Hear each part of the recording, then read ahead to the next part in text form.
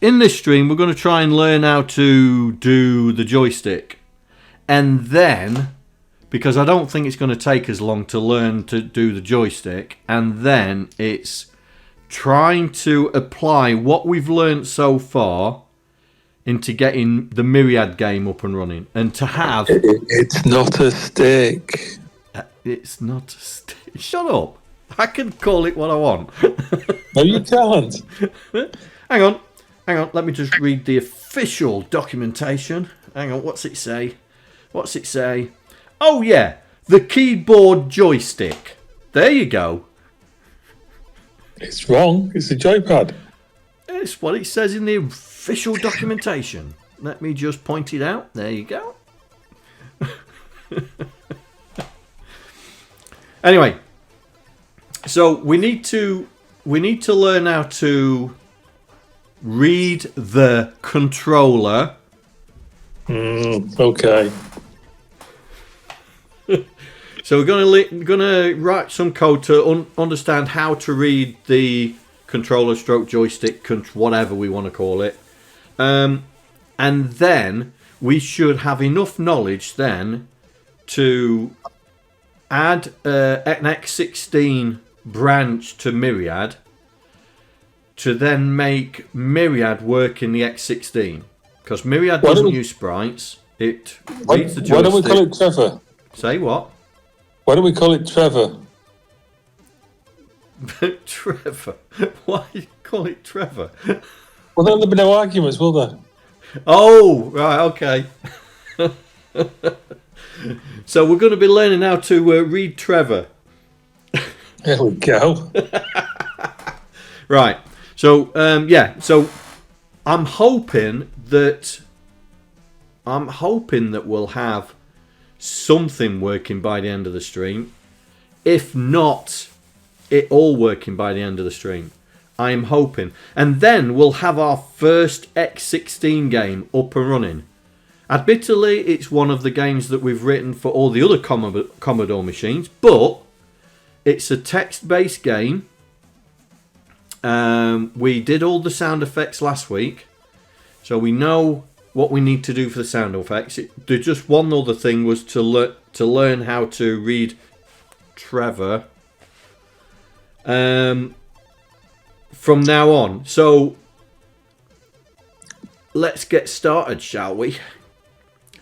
Are we using the kernel? Or are we doing it properly? We're using the kernel to start with, and then we'll learn how to do it properly later, mate. So disappointed. Oh, shut up. You told me to come on here. I'd quite go and play Tomb Raider, mate. No, we're going to use the kernel, because I'm not going to turn the kernel off just yet. But in the future, once I know what I/O ports I'm looking at and stuff like that, and how the keyboard thing works, then we'll do it properly, as you say. I'm just trying to not get too far. I'm trying to not get too far ahead, so people can still work. Yeah. Right then, let's figure out how we can use these Trevors. I'm not going to be calling it Trevor all the time. Right. Here we go. Right, let's rename it. So we're on episode 4, example 0416. Right then. So according to this, hello, people. Hey, Saucy. Hello. Right, according to this, I think the joystick scan is being taken care of in the IRQ. I think. We will find out when we start messing about, yeah? But if we was doing it properly, as Andy said, we would have to do the scanning. We'd have to do the joystick scan ourselves, I think. So, So I don't think we need to do this, but we definitely need to do this. The joystick get, which is this. No, that's the scan. It's this. So we call that, we have to populate the accumulator with the joystick. I mean, they call it a joystick. Well, it's not, is it? It's a Nintendo joypad. I don't care. But they call it a joystick. It's your show. If you want to alienate your fans, that's up to you. This is the official documentation. Yeah, and it's shit. Tell me I'm wrong. Anyway, so we got to load the accumulator with the joystick we want to read. So it's 0, 1, 2, 3, 4. There's 4, isn't there? Yes. Well, on the physical unit, there's 2 connectors on the back, and there are headers on the board to add 2 more. Right. So you can have 4 technically. I thought I read it was 4, but it's 5 in total, including 0. Yeah. I thought it was 0 to 3, but I've not gone through all the documentation because I've only got 2 headers populated on my board. You can't add 5 controllers to it. There's no pins on the board. No, but one of them is the keyboard. Yeah. Oh, 0 is the keyboard joystick. Yeah. Gotcha. So that's 5. 4 headers plus the keyboard. Yeah. So that's 5. But we're just going to mess around with the keyboard at the moment. So we're going to get it to use the keyboard controls, which are down here. Yeah. So the A button is X, B button is Z, and then we've got the D-pad, which is the cursor keys. And we've got a fire and a shield, haven't we? So I suppose we could use A and B for the fire and the shield. And the D-pad for moving about. Anyway, let's start writing a program that does all this and see if we can understand it. Yeah. So we're gonna let's have some memory somewhere. So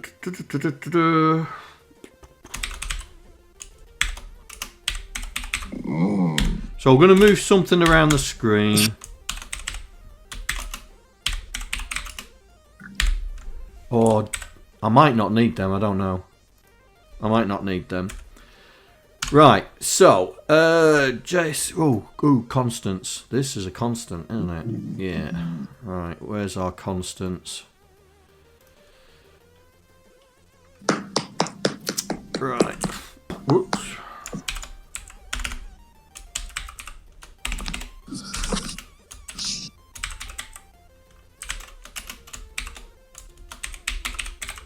Better start populating them, haven't we?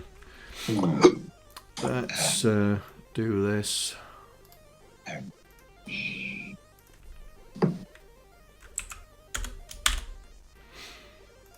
Let's start doing that.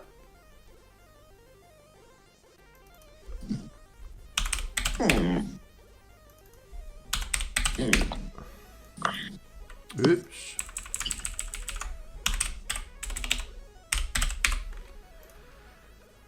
Right, so they call it joystick scan.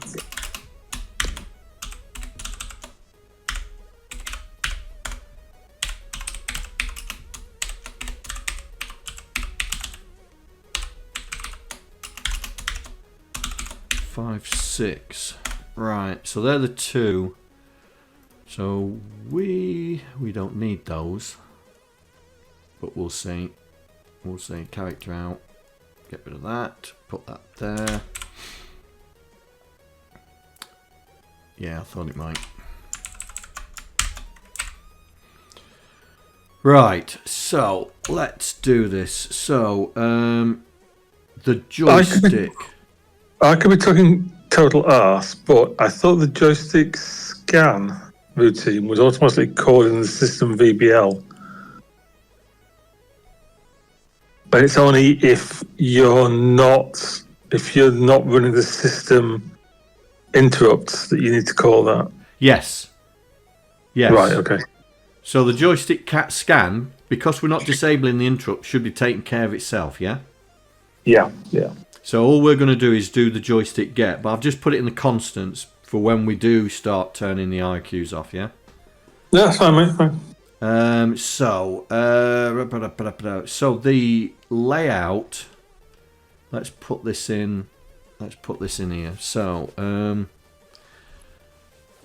I don't know whether to put it in here or put it in the constants file. So joystick get results. So accumulator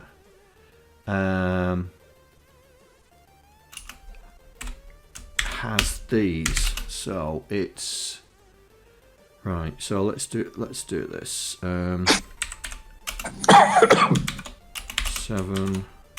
6, 5, 4, 3, 2.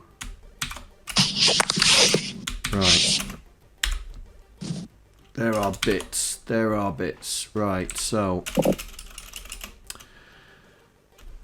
Right, so these are SNES apparently features.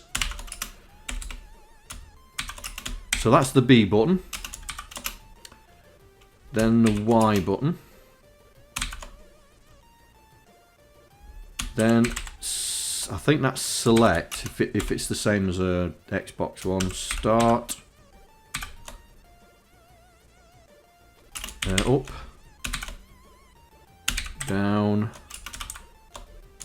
Left. And right.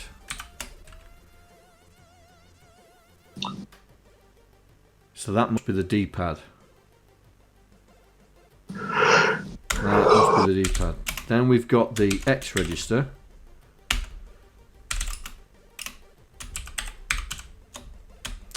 Which is then A, X,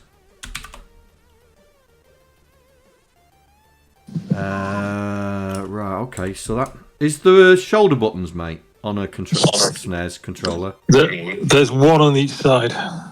So the L and R must be the shoulder pads, yeah. Yeah, right, so left shoulder button, right shoulder button. And then these... And that's why I hate Microsoft. Why? Sticky keys every single time you do it. Oh, yeah, when you never pop this up again. It's because I had my finger on the shift key all the time. Yeah, I know, but tell it once. Tell it once for this user not to use bloody sticky keys. Right, and then the Y register contains one or two values. So it either contains 0, 0, which equals that the joystick is present, or FF, which means it's not.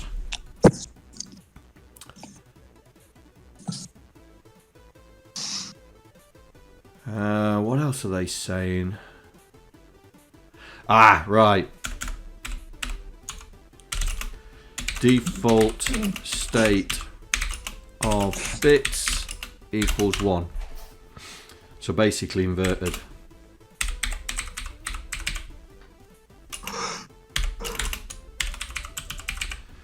Right. Right, so that's what they say that this routine should return. So, let's see, shall we? So I'm going to load, I've got to load. So let's do this.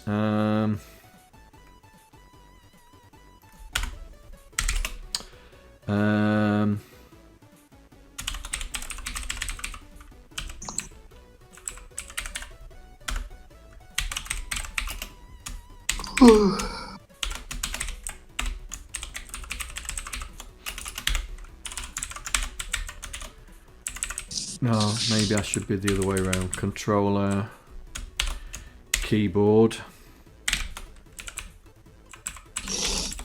controller, SNES 1, 2, 3, 4.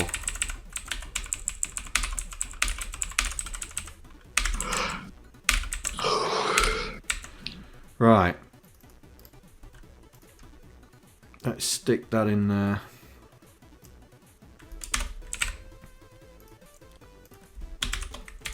I don't know why they put 4 controllers on, because the second generation one that's shown can't possibly have 4 controllers connected to it.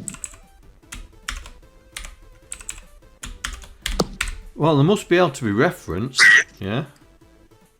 Yeah, there's headers on the board that you can sell the additional sockets to, but on the next one is bringing out, which is like the console version. Ah. It's got 2 fixed ports, so I don't know.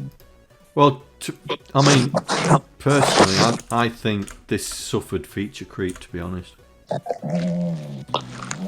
Yeah. Too many cooks.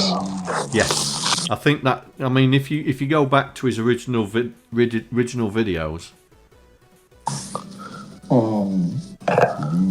I mean, it was only meant to be a VIC 20 modern day one. Jasmine agrees. Yeah. Right. So there's a couple of things that are wrong. Like if you use joypad, whatever what you want to call them, 3 and 4, then you're not going to be compatible with the console version. Same as if you use any 6.5 CO2 specific instructions, some of them might disappear because they might change the processor. No, he said the processor will stay the same, but the actual mock-ups of the case for the console don't have 4 ports on them. But it's definitely going to stay the same binary compatibility. So he says. Hey, Face. I'm not convinced he sold all the current batch of boards, so it might just die in its arse. Oh yeah, also for the future console version, I think Dave, he's also thinking of switching the processor to 65C A16, and that is why there is a A16 branch currently on the X16 community GitHub. He's not going to Yeah, that means you can't use the bit tester and branch. Yeah, there's no Rockwell instructions.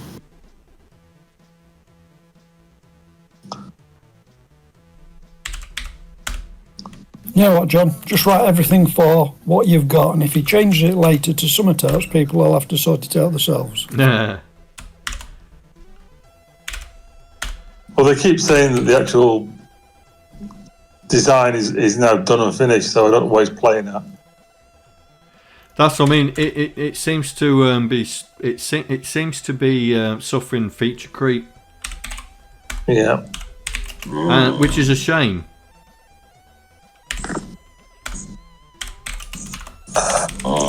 It'll do what happened to the 65. It'll just drive people away from wasting the time developing on it. Yeah. Because no one's going to be bothered developing for a moving target. I need to do.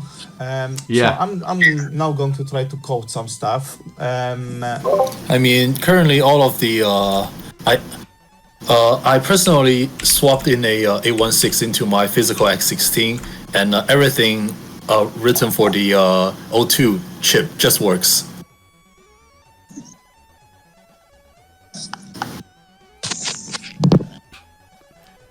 There's no need to like change the even the operating system is compatible directly. Right. Right. Have we got an echo? It's the only thing that because I'm an outsider, right? It looks like the the people running this have either been influenced by other people outside saying, "Oh, it should do this or it should do that," and then they start getting feature creeping. Instead of saying, "Right, okay, this is what we want to do, and let's stick to what we've got," and then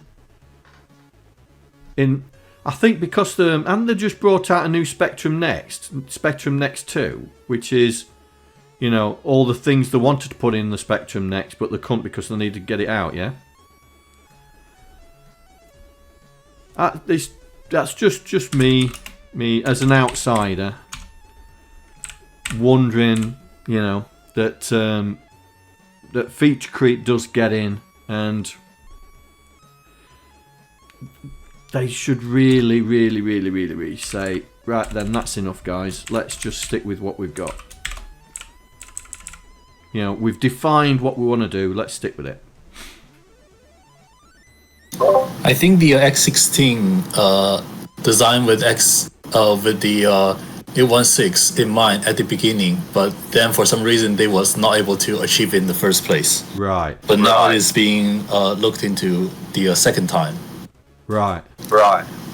So they went with a chip they could get hold of first, and then the next boards will be on the 816, yeah?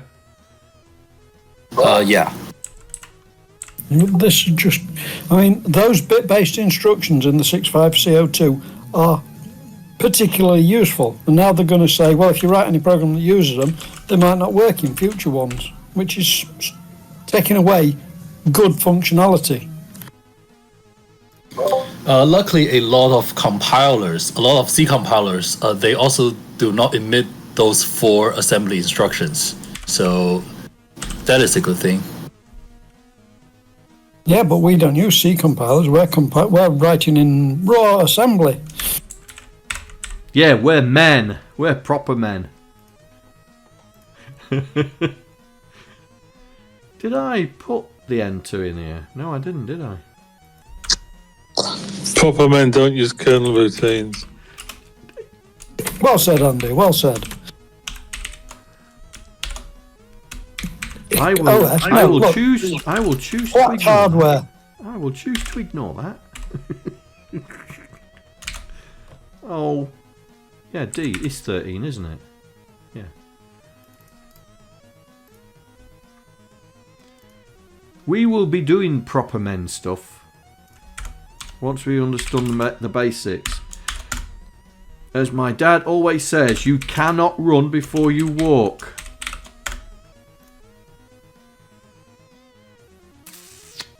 Right. Well, you're gonna run into problems both ways, because if they change it to 65816 and people start writing for that, and use the 16-bit addressing stuff and everything, then it won't work on a 65CO2. So yes, it's a mess when you start changing things mid-build. Yeah.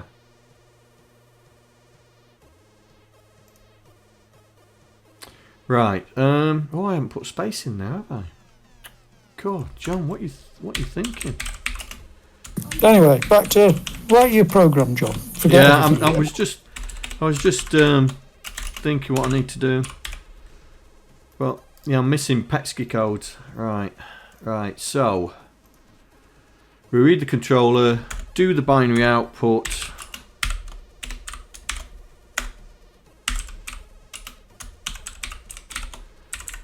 Right, so we need to do that again, like so. But I think the X and Y are destroyed on char out, aren't they? I think they're destroyed on char out. Why do you have 2 PETSCII spaces? Lines 53 and 48. Yes. Just push it. Yeah, it's meant to be there, mate. It's meant to be there. Just push your X and Y and pull them back as you want them. Yeah.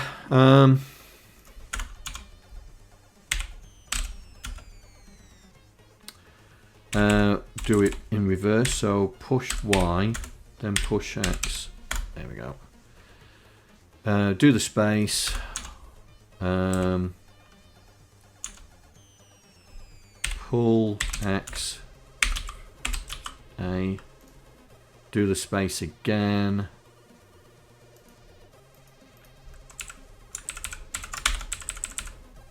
And then that.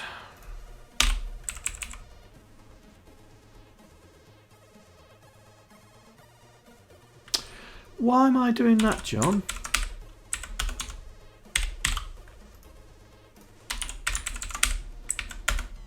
Doesn't matter where I pull it back to, does it? Right.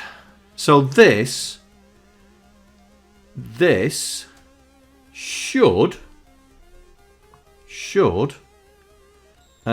print a binary. I think I've got to get it to loop round, haven't I? Right, so press return, cursor up so it overwrites it. Then we go jump looper.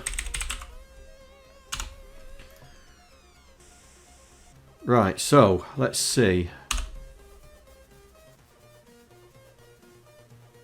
Right, so clearly I've got something wrong there.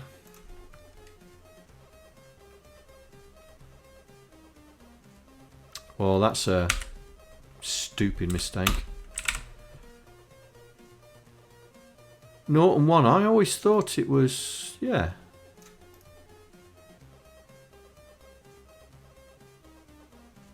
$30 is 0, 31 is 1, isn't it? Yep. And why are we coming out with these things?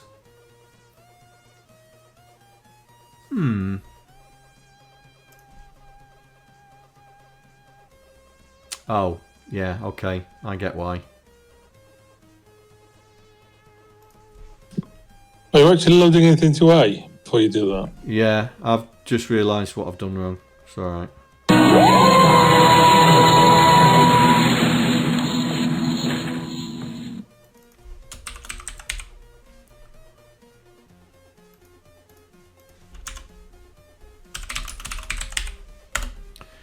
I realised what I'd done wrong.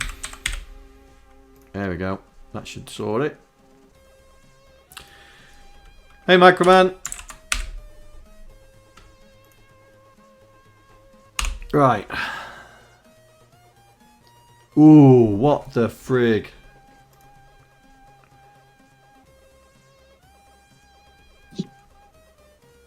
You've still not loaded anything to A though, have you?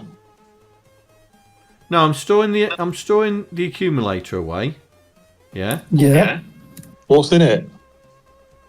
Oh, you're in the subroutine. Okay. Yeah, I'm in the binary output. Yeah. You're shifting it. I'm shifting it, adding 30. Oh, it's all right. You're just getting the bit, aren't you? Yeah, I'm just getting the carry bit. Yeah. Print it out. Increase Y. Loop back round. Instead of an add, John, do an or. No, because you need to add it, don't we? You're right. Why's that not working then? No.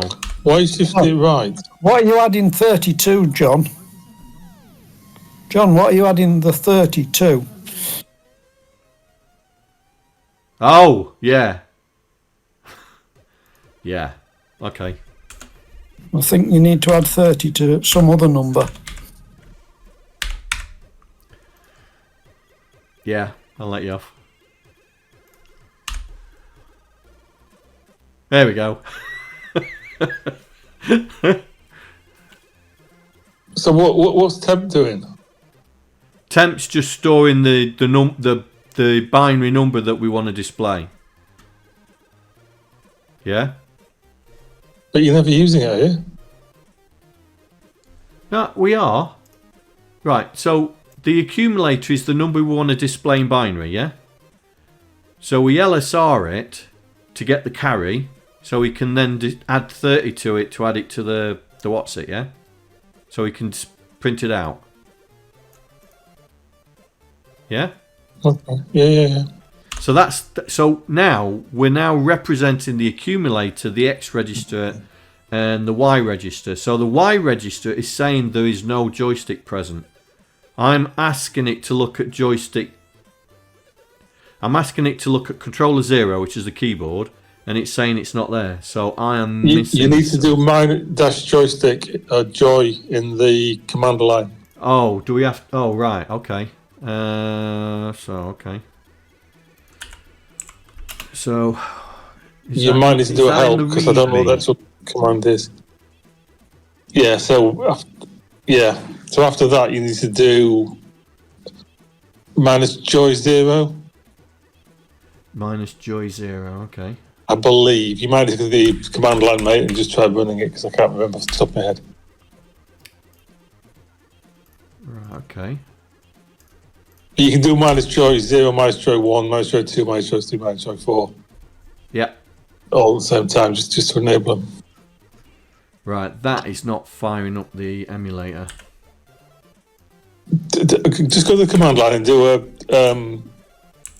X16 minus question mark because it might be joystick or it might be joy underscore 0 or something like that. Right. Okay. I think it is joy underscore 0. But double check it, mate, because I haven't got my machine with me. Yeah. I can't be asked to walk 20 feet. Yeah.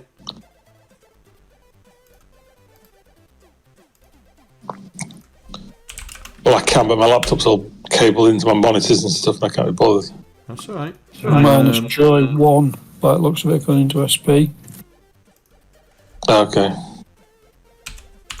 I don't think there's a -joy or I think you have to specify which ones you want to use. How do we get the help? Is it /H? Is it? It's -H, minus help or something. I think it's definitely minus, mate. It's minus help or -H.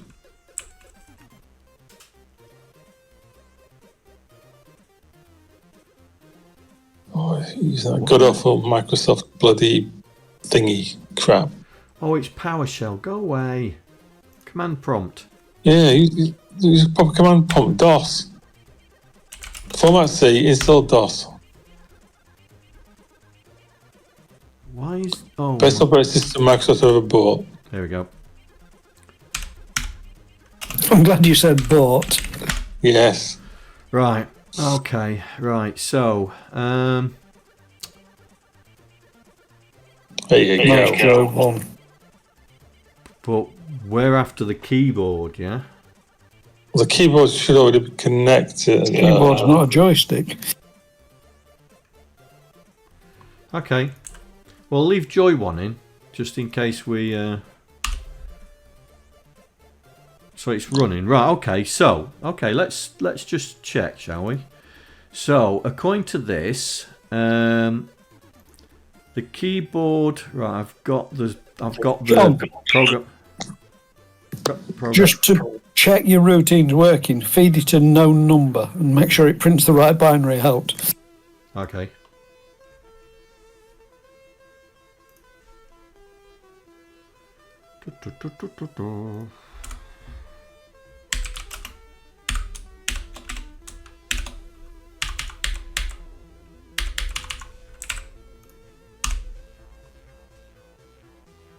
Yeah. Good. It's just with it all being ones. I just wanted to be sure it wasn't doing something weird. Yeah. Right. So the keyboard. So the first byte. So bit 7 is the button B, which it reckons is Z. Right. So I am wrong way round. I wasn't going to mention that, but you are. Because you're pushing out the right hand but printing that digit first. Yeah.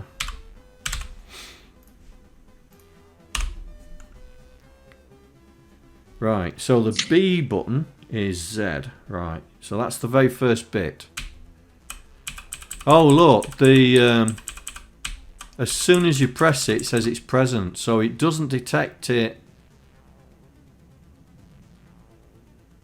So it says it's not... Right, okay. I suppose that makes sense if you don't press a key.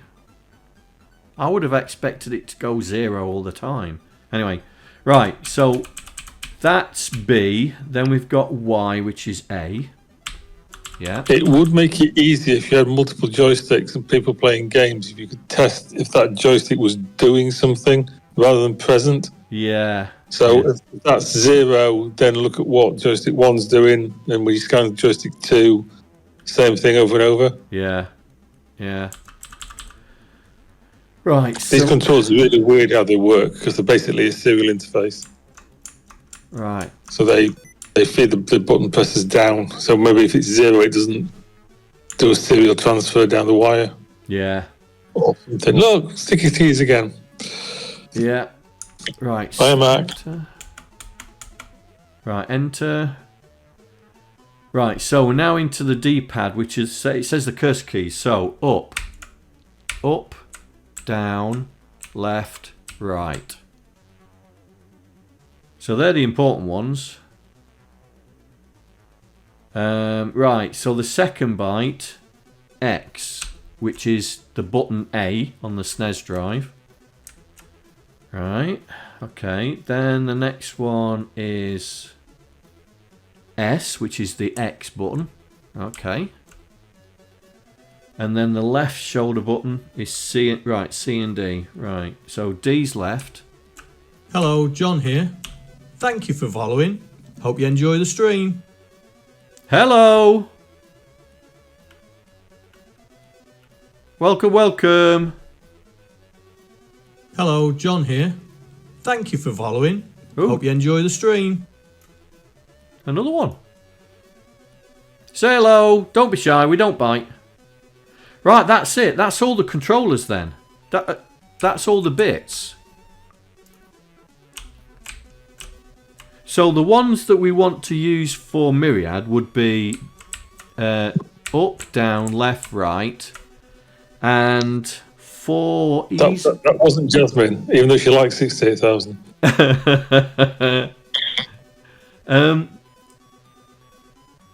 So up, down, left, right, and then we need the 2 buttons for the fire and the shield. So I am just wondering if these 2...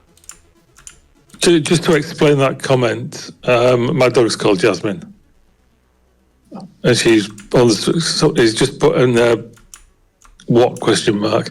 So that's why the Jasmine joke. Don't worry, she's a dog. Right. Okay.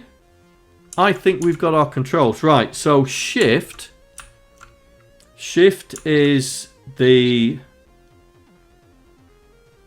Oh no, can't use select as a fire button, so it's gonna have to be Z and X. Yeah, that'll do. So on the SNES buttons, it's A and B. So let's say A would be fire, B would be shields, and then the D-pad for the directions. And you want the start button because you'll probably need that. Yeah, the start button's enter, yeah. Right, let's write all that lot down then. Right, so D-pad equals up, down, left, right. Start equals start. That start equals F1, isn't it? Because that's how we start the game. Yeah, on game it's F1, but if you've got a start button on your joypad, you might as well use it. Yeah. A equals fire. And B is shields. Or what you could do is like on that Commodore console they brought out, the Commodore 64 one, where, was it Robocop, where you had to press space to start and it didn't have a keyboard?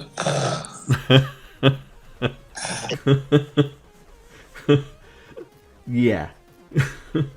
So they're the cursor keys. Start is enter. A is Hello. X. B is Z. Right. Right, so we know now how to control the joystick using the kernel. I'll add that caveat in. Using the kernel. Oh, I don't think you're going to swipe at me now. No, I'm not having a swipe. I'm only joking, mate. Me too. So, now, we've got all the fundamentals to do Myriad. So we've now worked out our joystick routine, controller routine. We now know how to do the sounds because we did them last week, and we know how to put characters on the screen. So I think we should be able to start with putting Myriad to the test. Right. Let me grab that. So let's. Can I make a suggestion? Yeah. Resize the screen down to 40 columns. Yeah. For the game, yeah. It's going to look a bit silly in 80 column mode, that's all. Yeah. Just my opinion. I'm happy No. to shut down It makes it easy, mate. So I don't have to redo all the dimensions. I wasn't going to say it, but yeah. So I've already got the Myriad X16 workspace done.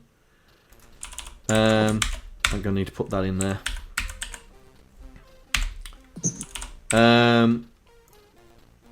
I redid all the extension settings for the workspaces because the other one didn't work because they've changed them. So here we are. We have got an X16 version. So in the X16 we're using the X16 tag to define that this is now the X16 code, and what we need to do is we need to put all the X16 specific code into here. Now, don't think we need anything in any of these, to be honest, but it's worth. Oh, tell a lie. But that's the colour. That's the colour. Is the X16 colour base still the same as the 64 colour base? Hell no. I thought the first 16 colours were the same, more or less. Well, if you got a default there, yeah. If you want to change them, it's you have to start writing to the palette registers in the Vera. No, we're gonna keep we're sticking with the originals, right? Okay. The brown's not as good though. Say again. The brown isn't as good. I don't think we use brown, to be honest. No, I was taking the piss out of the Commodore 64. You mean Keep up, John. Keep up. Right. So we got to find all the places that the one brown that it has. Hey. Yeah, but it's just a meme, isn't it? All right, the joke, it's gone. Let's leave it. It only has right? one brown. You just ruined it. Sorry, I'm too busy concentrating. Yeah, right. I'll go back on mute now. Right, so what we need to do is we need to find where all the customization is for all the different machines and see if we need to change it. Now, if we're going to use the standard colours, so we don't need to worry about colours, not like when we had the C16 and we had to worry about the colours. Let's just see if there's anything in here that we would need to change, and we'll work his way through all the files. So we're going to put it in 40 column mode. So that's the first thing we need to do.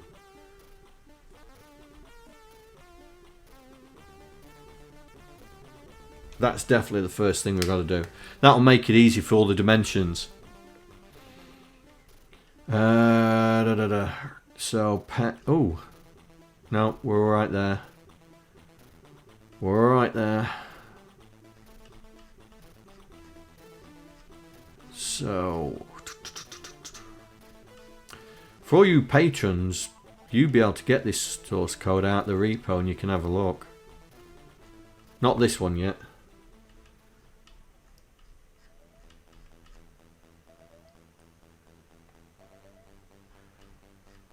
Right, okay, so nothing in there.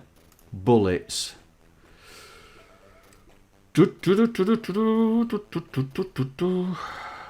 Anything in here? Pet, that's just colour.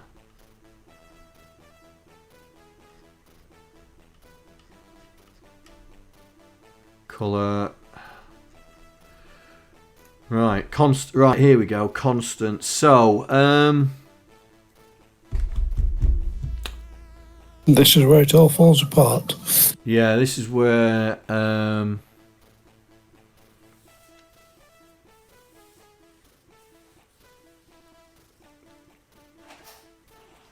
because you'd have to rewrite your routines to put characters on the screen, and there's no screen RAM and colour RAM don't exist. no, that is true. In the same way, there's just one. Yeah. But it's okay. So let's put another one in here.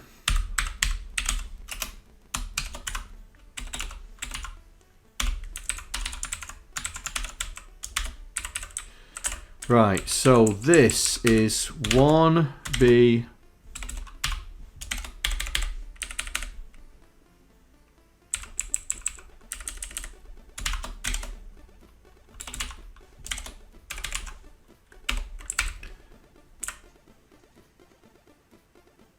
That'll do. I suppose so, yeah. That'll do. Because I've got when we get to the draw routine, I'm not too sure if we're drawing the characters first and then the color. Because if we're doing character color, then it will be dead easy. But if we're doing characters then color, then we'll just have to just do a 2 skip, and then send it back. Now, vectors. So, I presume the IRQ is still on 0134. I believe it is, yes. Right, so that'll be right. That'll be okay. Vic voices.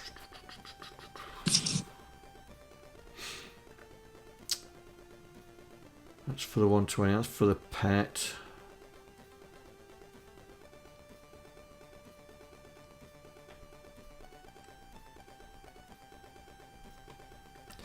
IRQ, so I presume the IRQ returns the same. So we're going to have to do this. So that means we're going to have to do that up here as well. Oh, everything else was the same. Okay. Oh, it's 2, isn't it? Not 1. It's 2. 64 or the 16. Oh, 0 page. The kernel uses a lot of 0 page, doesn't it? I think you're okay from about... You're okay from 80 up and from 20 to something. I can't remember, I read this. Is that hex 20, yeah? Yeah, there's a block at 20 to something, X20 to something else, and then a block, and then most of the top half, I think. There's a block, yeah, because most of the top half is for basic. So as long as you're not using basic, you're fine, which you're not. Okie dokie. I've got a document with this in, but I don't know where it is at the moment. Yeah, I've seen it somewhere, I can't remember where. Oh, okay. It's actually on the demo disc. There's an application that tells you a lot of stuff. It's this place I found it documented properly. That's fine. And as long as you're not using any of the kernel math routines, you can go all the maths, sorry, with an S on the end. You can go all the way up to FF from, I think it's 51 or 52 hex. Okay. So you're probably safe doing that. But don't use 0 or 1. No. Yeah. I remember that. Well, you can use 0 technically because you're not using paged RAM, but don't use 1 because that's paged ROM. And that will cause problems. Yeah. Right, so... Well, if he uses kernel routines, it will. Don't use kernel routines. Turn it all off. You can't technically turn it all off. You just ignore it and turn the interrupts off. You can't actually disable it. You can on 64. Shush.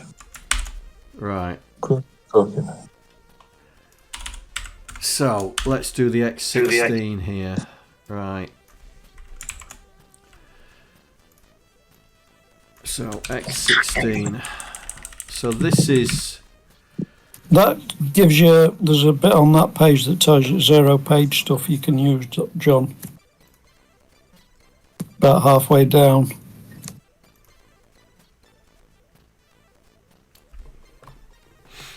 Oh, right. 22 to 7F.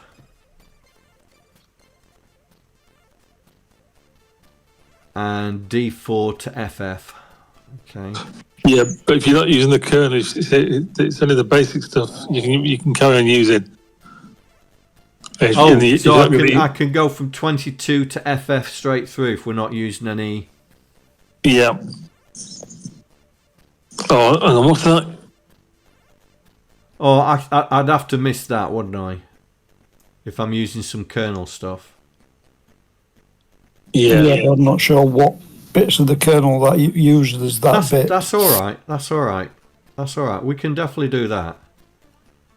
Because we bypass some chunks of 0 page anyway because of the jiffy clocks, and if you remember, we had to protect some areas. Right, I'll keep that there.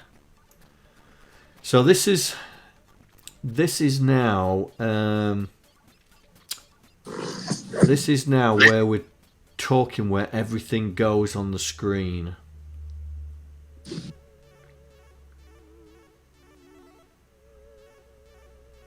So screen start is 0400. Screen end is that times 2.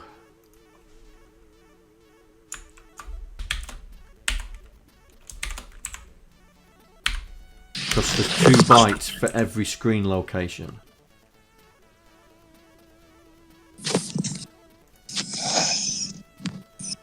But screen start is not 0400. Screen start we're going to do as screen RAM. Don't forget every line is 256 bytes.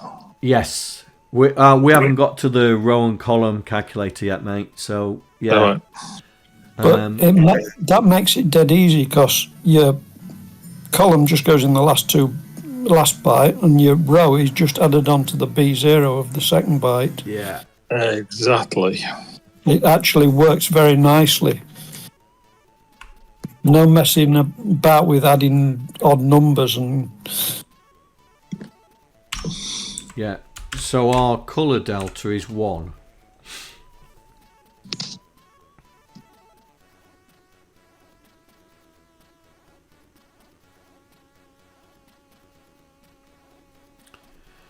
So our scoring line is... Right, so the scoring blank line is the screen end.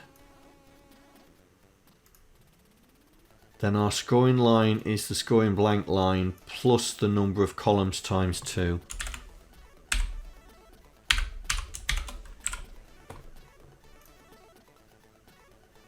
The scoring blank line colour is the scoring blank line plus 1. Yeah, that still works. Scoring is the scoring 9 plus... I'm going to do times 2 there, so we know that we're doubling it. So this is going to be times 2.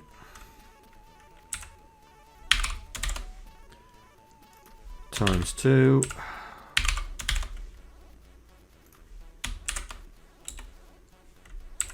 Times 2.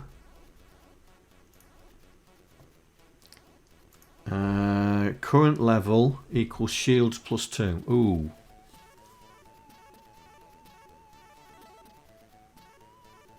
Oh, yeah, that's times 2. Yeah, it should work all the way down, same. Yeah, times 2.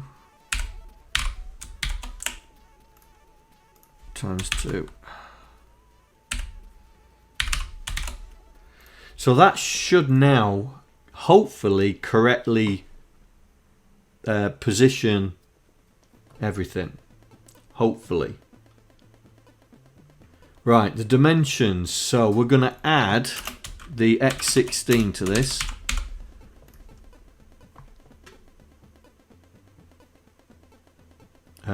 Playable area should be the same.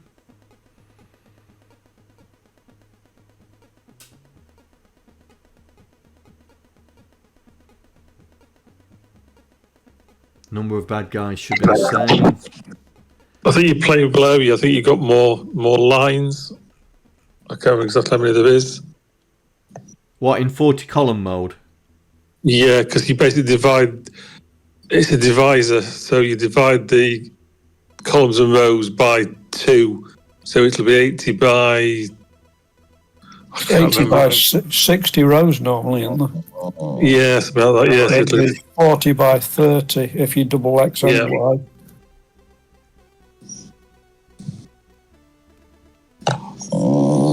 Okay. Well, let's see what happens, and then if it is, we'll just create another thing for it. You can actually just set the divisors separately, so you could divide that down to get 15 lines if you wanted. Right. So 15 by 40. I don't know what it'll look like though. From a squished character perspective, or stretched character perspective. All right. So because we half the width, you're saying we're going to half the height, yeah? Well, you can. It depends. You set them separately. No, we're going to we're just going to put it. We're just going to make it. What is it? It's twice as big, isn't it? The characters are twice as big, yeah. Yeah. So it'll be 40 columns by 30 lines. Yeah. So if X16 else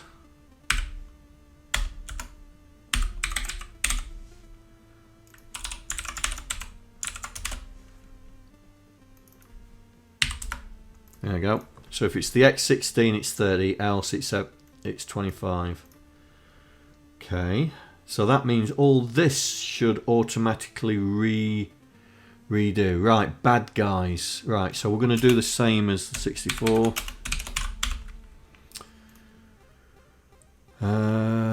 Game defaults. We'll have the colours the same as the 64. Unless we have a problem. Shields, power-ups. Right. Hopefully that's okay. Right, this is the thing. Joysticks.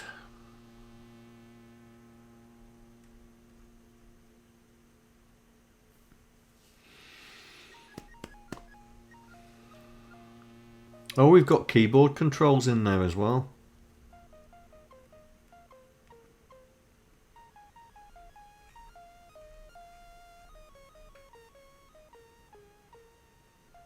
I might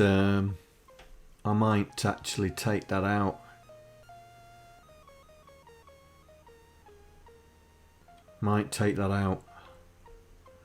So in the joystick routine, we need to evaluate the joystick for the X16 and then translate it into what this understands, which is fine because we've done it for the others, so it's just a case of switching. It's in the utils, isn't it? But I'm thinking of doing this. If X16 else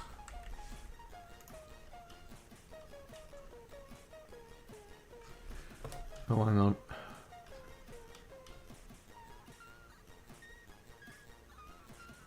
Oh, did we have a shield activator for this? No. Oh, hang on.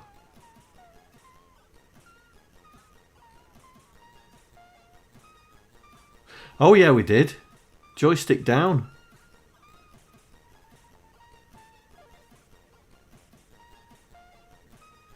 Needs to put a button now, though. Buttons are cooler. Yeah, yeah.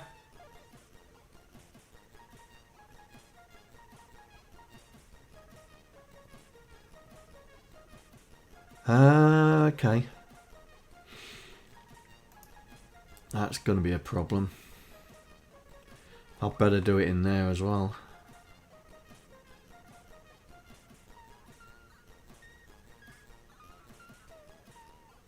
Right, okay, let me finish this off.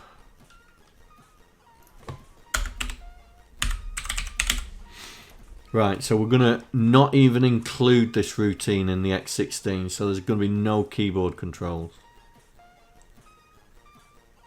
And here, let's just see, capture control, evaluate the joystick.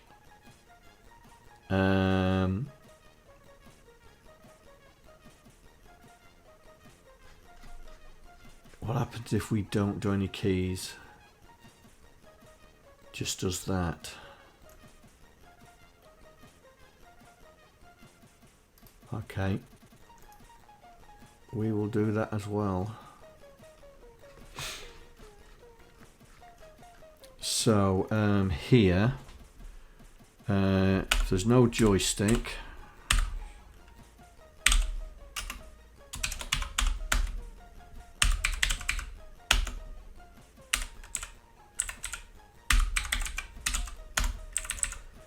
we're going to do that.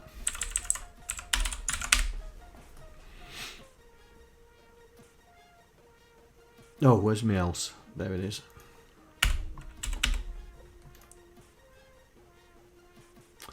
So if it's any other system, it'll do that and do the capture the keyboard. But if it's the X16, we're just going to reset and RTS. Because I think that's what it does at the bottom, isn't it? Yeah. Right, so that means we're only using the joystick. So, I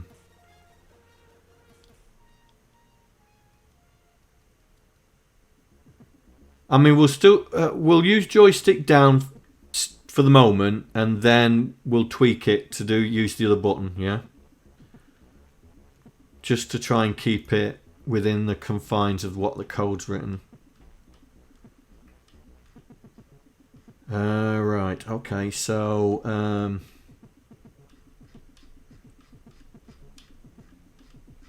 there shouldn't be anything in this that is specific to a machine. This is just the element logic. Yeah. Right, IRQ, right, here we go. This is where it goes a bit tasty. So, it's going to be the same as this, isn't it?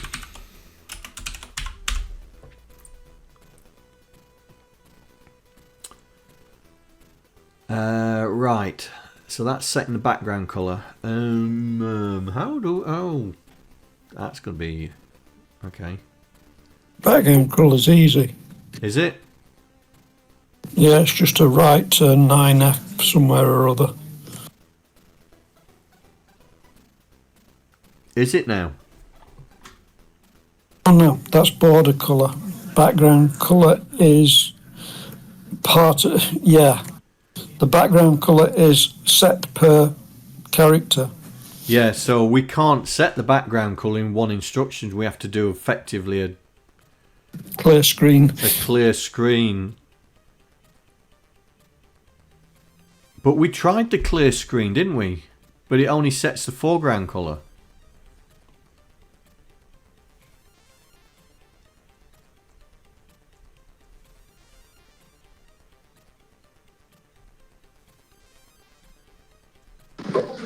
The background colour is always colour 7, which is blue. So you have to redefine what blue is if you want to clear it to black. Yeah, but that's changing the palette though, isn't it? Yeah, or you just write the colour palette 0. Yeah, that's what I was just. That's what I've just thought is that we'd have to create a pseudo color clear. Yeah. I suppose we can do. Right, hang on. So we need a color clear screen. So we need a clear screen. I think we've got a clear screen. But we also need a colour clear screen as well.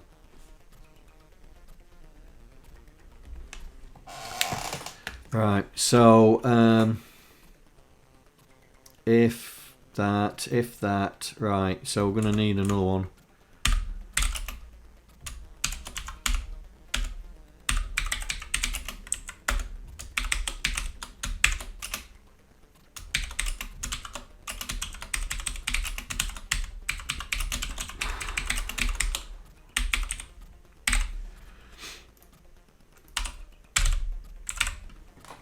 Right. Is this in the interrupt routine? Yeah. You can't. That'll take forever. Then okay, what are we doing? What's it doing? Or in it with three? Sure. That's colour cycling on colour 2. Oh, it's one of the multicolours, isn't it? Yep.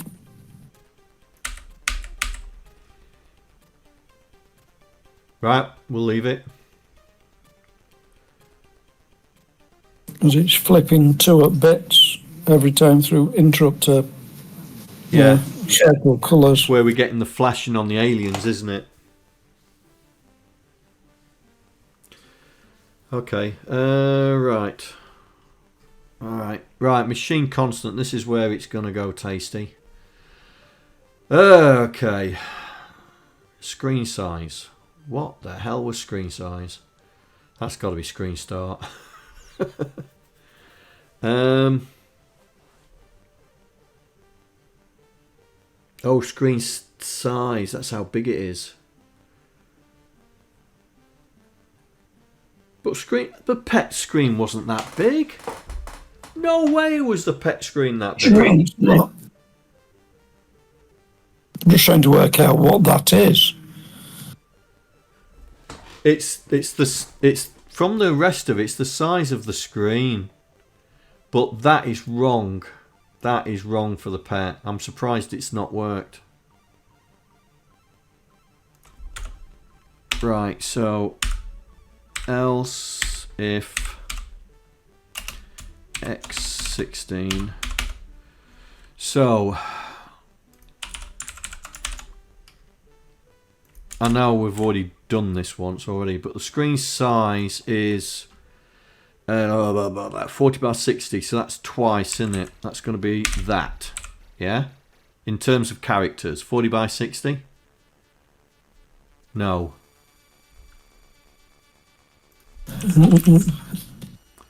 No. I'm not sure. What are you using that variable for? Because if that's the actual, from the start to the end of the screen, it's way bigger than that. Yeah, it's 9.6. There we go. And this is 1. I don't know what I'm using it for. We're gonna see what I'm using it for later on. Now, the raster. The raster.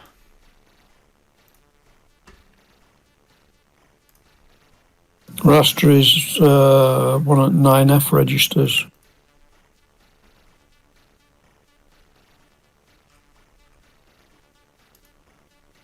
(9F28) is raster line. Well, first 8 bits. 9F28.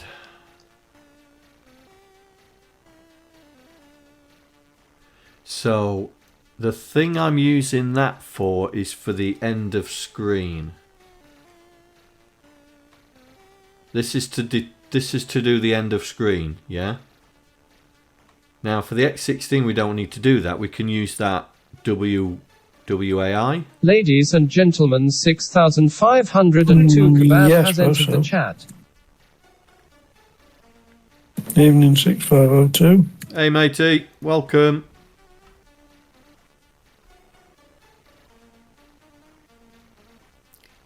Right, okay, so when we get to the raster routine we're going to have to change it. This is all...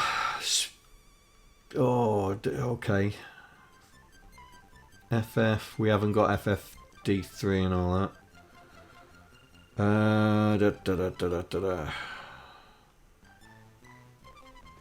So we've got to put a section in for the X16 of all the codes we're going to use. So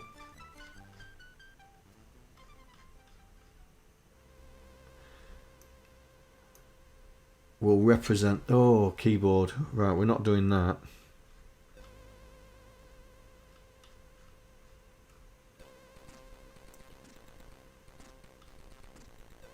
We're not going to do SID. Right, so we've got if X16 and if. So we need to put the constants, don't we? So what are the important constants we need? We'll need them and them.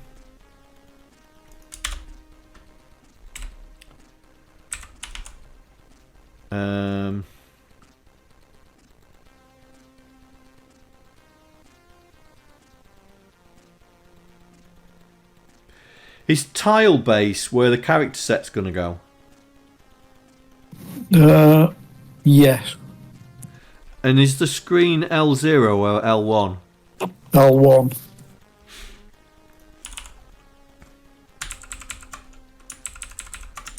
So we're going to need all that.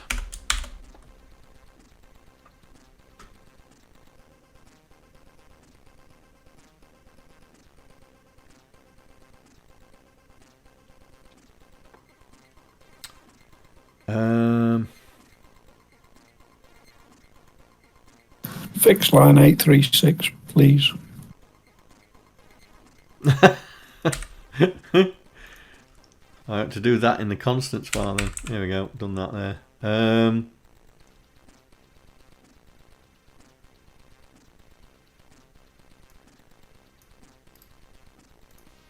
Are you going to be changing tile base, or are we just going to overwrite the character set?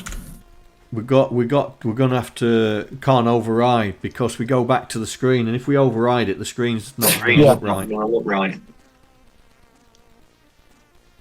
So I was thinking that we put it in memory and then just change the tile base when we need it,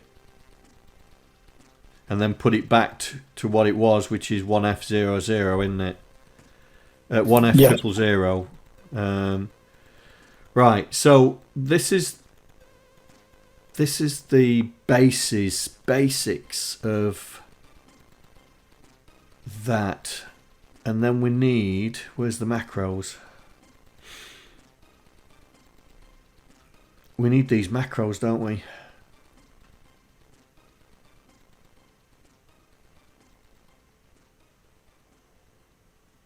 Have we got a macros? No. Right.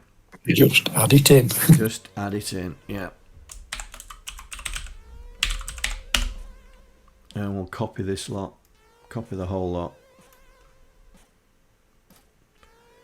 Because I'm sure we're going to add some.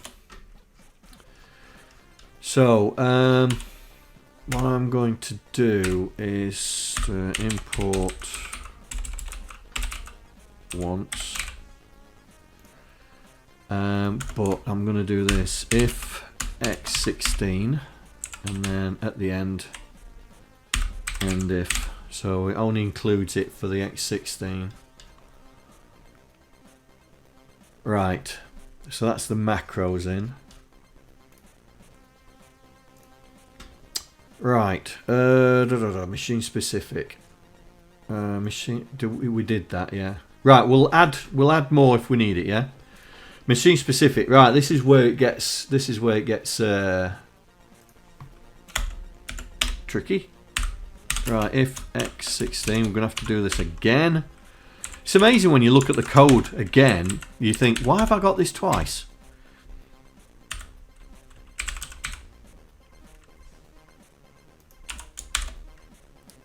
So that's 30.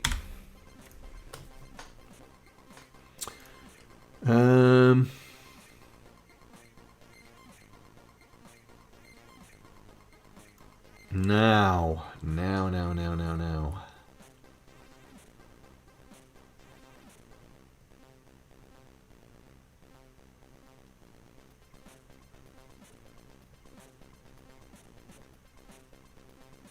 That would still work. Because we set the screen RAM to be, there we go, and that one is one more, so that would still work. That would still work. We don't have to worry about raster line. That's the reset array. Now this we're gonna have to mess around with, because we're gonna have to put X16 on here somewhere, and I've forgotten where it is.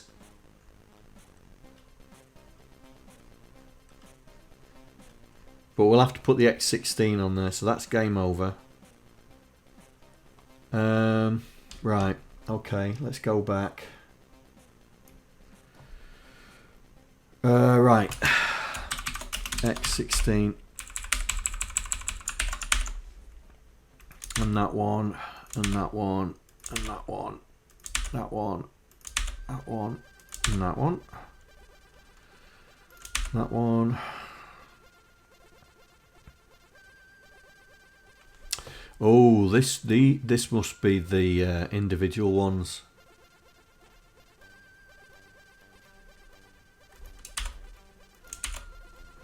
Pet Vic 20.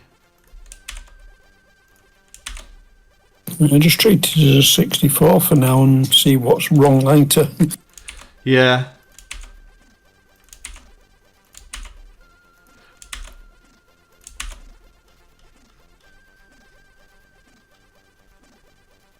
Put that on there. There. Right, so that's that all done. Right, machine specific. So we got to machine specific. Let's get rid of all this lot. Right, we'll leave that there. Right, machine specific, Myriad. Right, so I think there's a whole rack of stuff in here. So we treat it as a 64, don't we? That's what we're gonna do. Treat it as a 64. Because it's the same start position, yeah? Now this is where we set the screen to be black. So we are going to have our own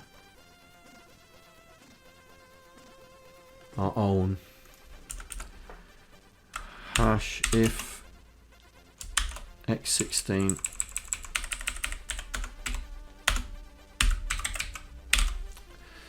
right, we're going to have our own because we need a function to transport the character set. You need to change the screen resolution, double X and Y in it. Yeah.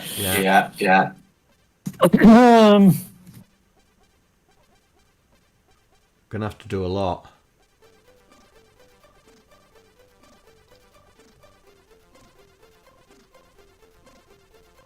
So, this is the where storing background color and border color doesn't really matter. No. But we still need to do the clear screen, yeah? Yeah, but you've got a clear screen routine somewhere, I think. Yeah. Hang on.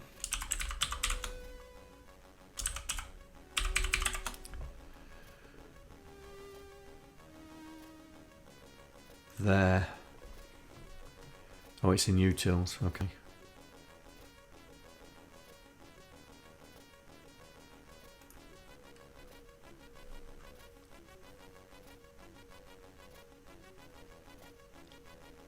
That needs to be completely different. Yep. But that will do. That will do. Because that's doing a clear screen completely, isn't it? The only thing it's not doing is setting the colour, but that's fine. But we can definitely do that as a clear. We could definitely do that as the clear screen. We just pass in what colour we want to make the screen. Yeah. Yep. I think that would do it. Right. Let's do that first then. Yeah. So clear screen. So Ash if X16 Ash else, and if it's else it does right. Am I inside the bracket yet?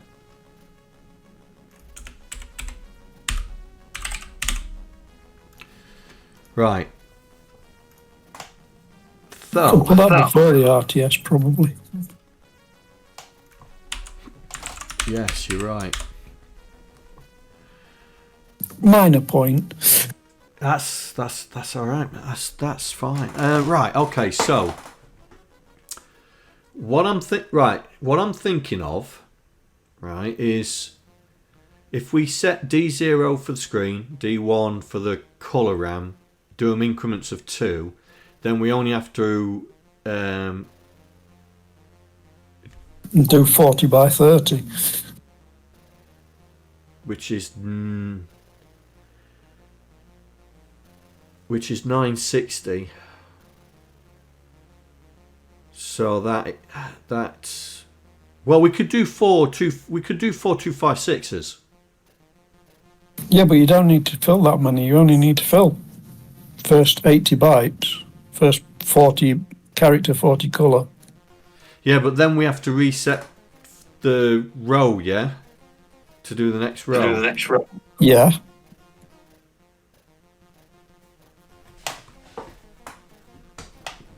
Oh, that's what you was talking about, that we don't have to work it out. Yeah, 1B000 is the first line. It's 1B1. 1B100 is the second line. Yeah, I got you. I've got you. Right. So, yeah. So then we only have to track the rows, don't we? I'm sure that was by design. It's a brilliant design because it makes counting lines easy. Yeah, exactly. It just So all you've got to do is change the. I forgot what the register's called. Yeah, the address medium. Address medium. That's it. Yeah. Yeah. So, so the clear screen is going to be a space, and then we're store that into screen color, whatever. Do some direct. Right. So we need to set up our two. Right. Where's my? I thought I'd already done this.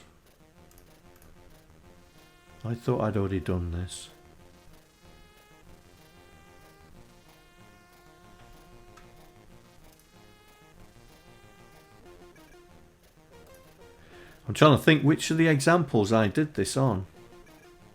Did what? Well, I set D0 and D1. Oh, so it must have been in the second episode. Here we go.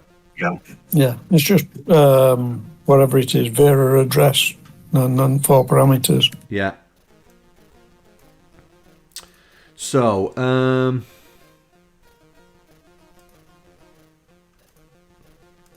so we need a row looper. Right, so LDY #0.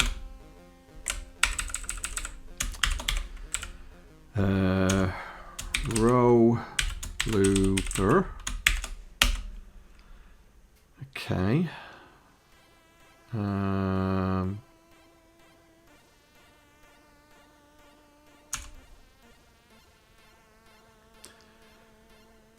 Oh, that's going to be interesting. Oh. Did I write something to do? Hold on. We can't put Y into the macro, can we?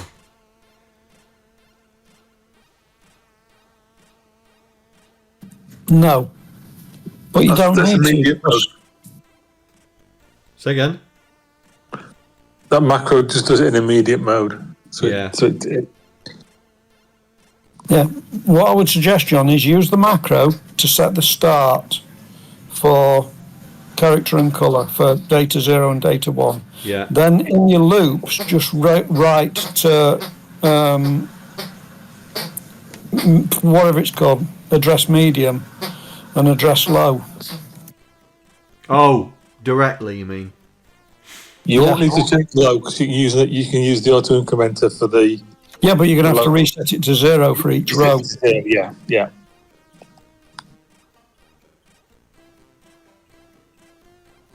Or 1. But using the macro will set you up for your increments of 2. Yeah. Yeah. For data 0 and data 1. Then in the row loop, in the outer loop, you just write y plus b0 into medium, and in the inner loop, you just write 0 and 1 into. You're going to have to do them both for data 0 and data 1. Gets a bit messy because you're going to have to update both of them. Yeah. Yeah. But just write direct to those registers. It might be better to have a macro that can take and register. I've done a set of macros, but I can't get to them at the moment. Yeah, but you can't put a register inside a macro. It's all immediate. Yeah, You you can't. Sorry, Andy. Yeah. So you just have to pass it the address of the variable. Yeah. As opposed to the variables are constant. So it's a bit more complicated. Well, complicated. It's a bit more, a few more instructions. Yeah, it might be easier just to write it raw in this routine. Agreed. Right. Okay, so setting up is this.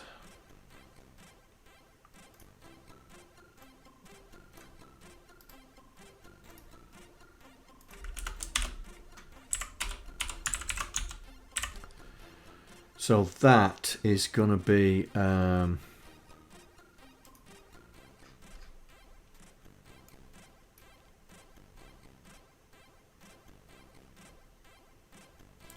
not that.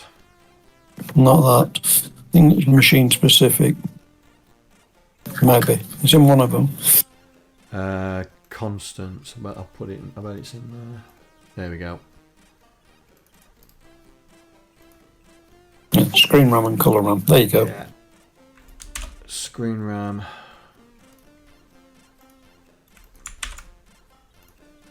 Colour RAM. Right, so that sets it up. Now that's moaning because You need to include.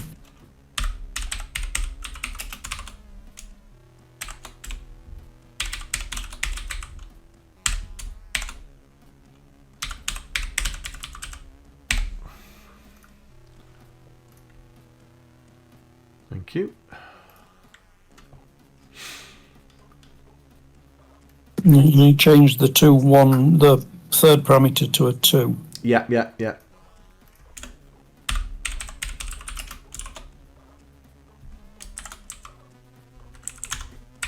So I wasn't sure if you remembered how it worked.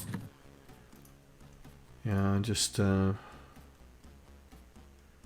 where's utils? Utils is not in there. Okay. I am going to macros, I'm going to put there.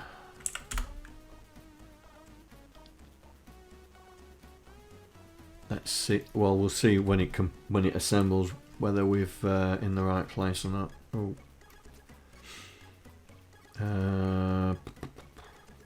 Oh, am I in the wrong? Oh, utils.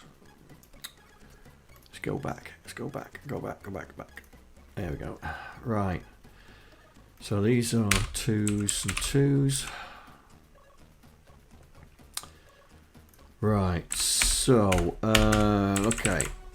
So LDX #0 col blooper. Right.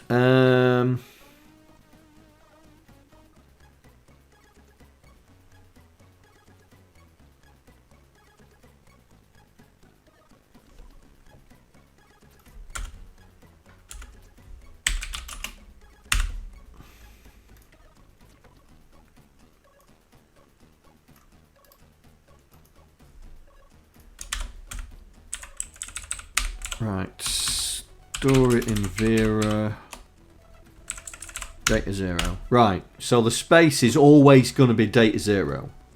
So we don't need to change that. Or do we? Oh, it's every time we write to data 0, isn't it? Okay. Yep. See? It needs to be inside the whole loop. Yeah, yeah, so it needs to be there, yeah. What I would suggest is rely on the macro to set it up initially, because that simplifies setting up the stepping of 2 and everything. And then inside row looper, write y plus b0 to address medium with it set. You have to select Yeah, we've got to change the 0, control, haven't write we? it to address medium, select 1, write it to address medium. And then inside column looper, do the same but address low to set it to 0. Yeah. Or before column looper and before row looper, if you get one. No. It has to be.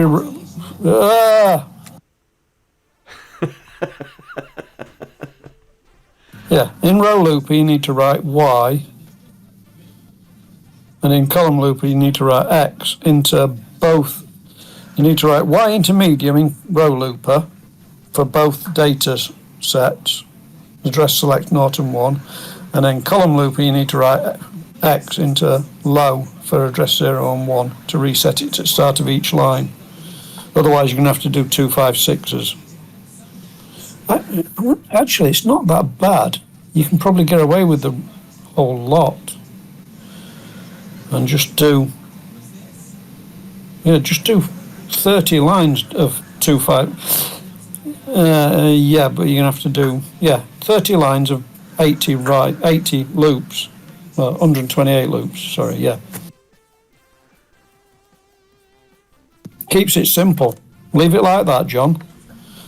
Write your space in, write your colour in to data 1. I was just going to let it go and not worry about that I'm filling in memory outside of the space. Yeah, that's just what I'm thinking. Leave X as it is, and you count up to 80 X, and just count up to 30 on Y. That's what I was going to do, mate. That's what I was thinking. Yep. Yeah? Or count down. Well, we've got the number of rows and number of columns, so we can count up, can't we? Now the colour.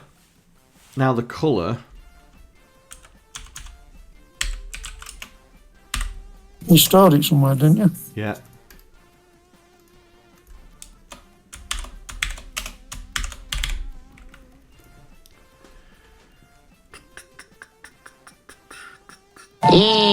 What's cooking, Doc? GaryMeg. Oh. What was that? What was that? Oh, you're still working. Sorry, mate. Why is that not allowing me to do... Oh, I know why. The hash is in the wrong place. Right, so the colour... First 4 bits are... Background. The character. Yeah. So what I'm going to do here is I'm going to do it here instead. So ASL, ASL, ASL, ASL. That shifts it up to the upper nibble and then store it.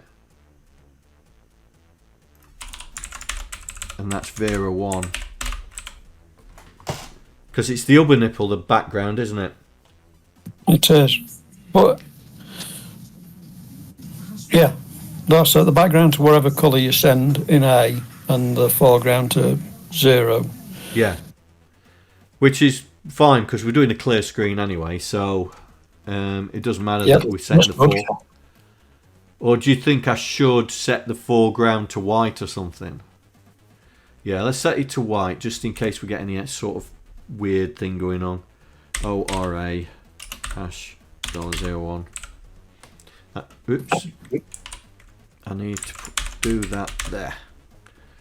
So that sets the foreground to white, background to the foreground to white and the background to whatever colour we tell it. That's what it's doing. Right. Right, so we do that, store that. That increments by 2. So we do INX CPX with. No, you can't. You can't do it screen width. So you need to do a full 256 bytes or half because you're doubling it. You need to do a full 128 bytes. Yeah, we don't need to test X. So all it is branch if not equal to 0 to col looper.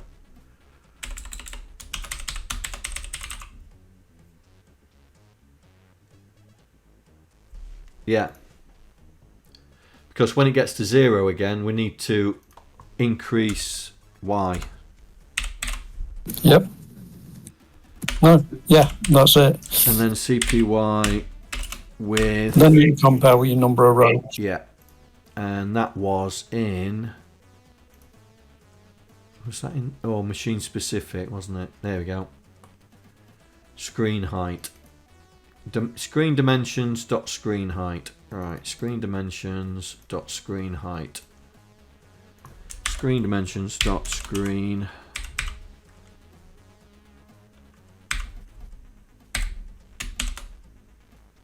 Oh, whatever. Branch if not equal to row looper.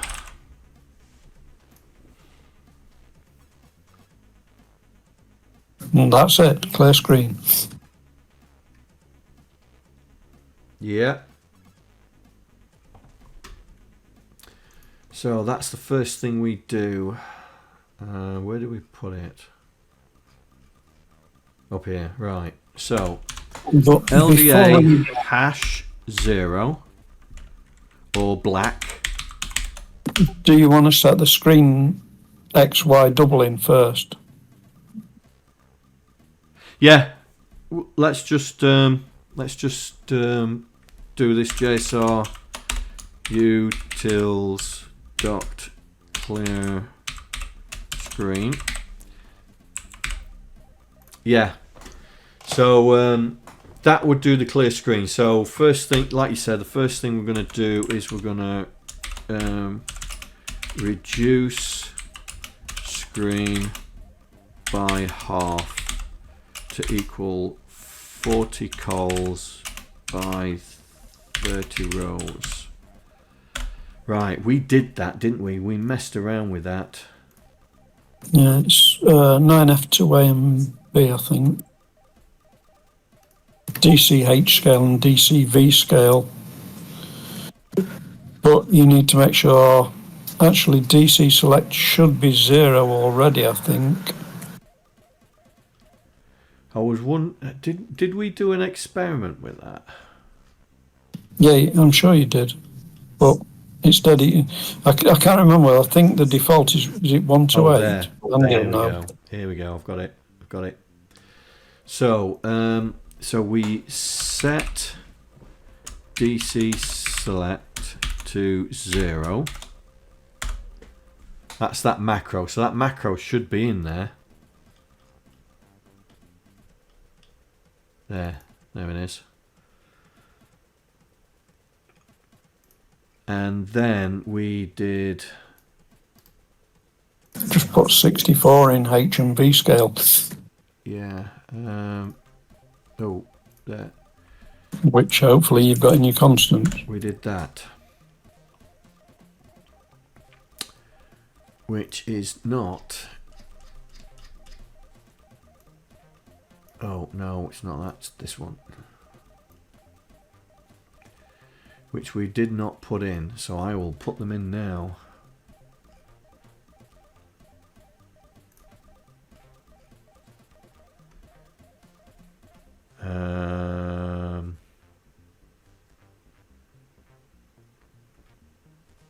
Them two.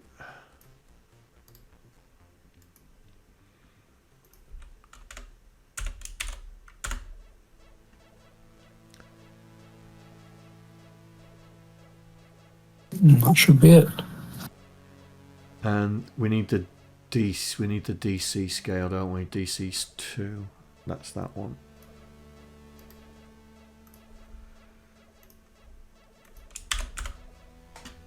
Right, hopefully this should now recover. Or maybe not.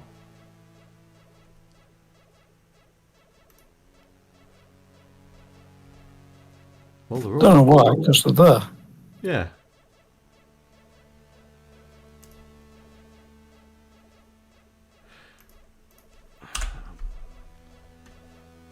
Oh, that's gonna... Right, okay. There's other things that I need to do. Okay. Jumping the gun. Right. Let's assume that that's going to work for the moment. So we do that, then clear the screen. Next, we need to copy char set. Then, no, we don't set where the characters are going yet, do we?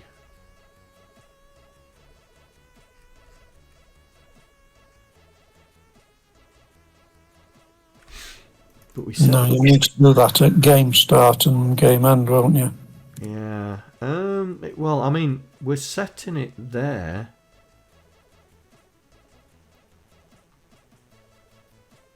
Am I not copying enough characters to destroy the characters? No, I've got to be. Character 0, yeah, so I'm destroying the characters. So are you using your custom character set for the title page as well? No, I don't think so.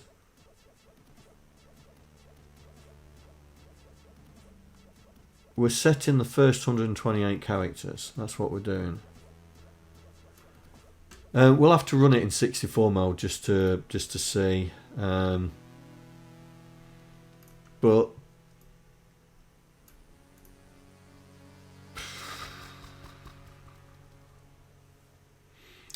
let's run it in 64 mode. Hang on.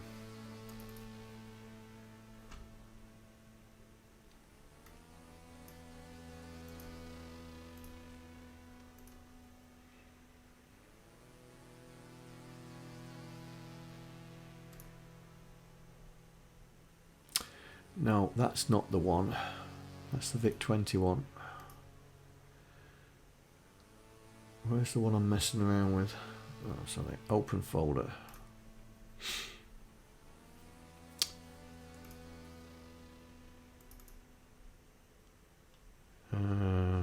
There we go.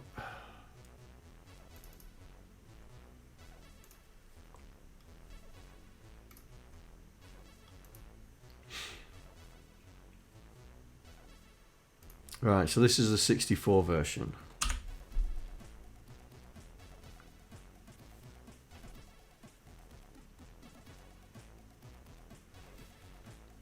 That's normal. That has got to be normal. And then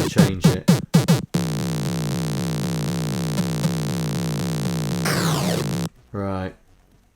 So we must change it when we press that F1. So I don't know why we're setting it there. So what does that bit of code do?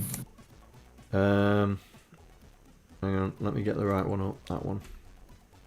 That's a macro. Go to definition.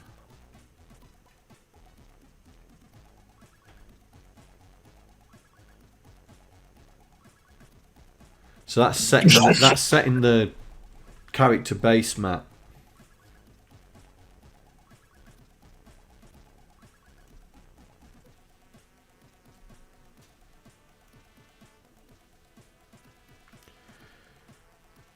But is that... hang on. Custom character base. Is that in the character set? No.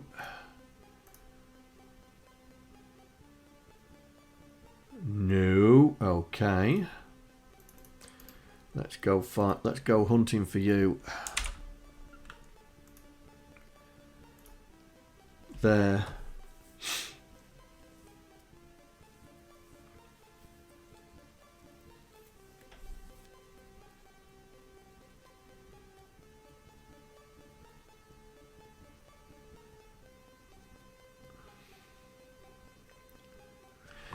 I'm wondering if I do this more than once. Yeah. So I've got inbuilt characters. So that must, a print title. So it sets it back. It sets it back in the print and then sets it after. I bet that's after it. Yeah, that's after the print. So we set it at start again, and then when you go to do title screen, you set it back and then revert. Yeah. Oh well. You can still do that. Yeah. But we need to get the character set round. But what I'll do is where we're changing the character set, hit the character memory here. We'll do the same for the X16, but for setting up the X16, we don't need to do it. But, like I say, we need to do the copy first. We need to do the copy. We don't need to do the volume, and we don't need to do the scrolly X.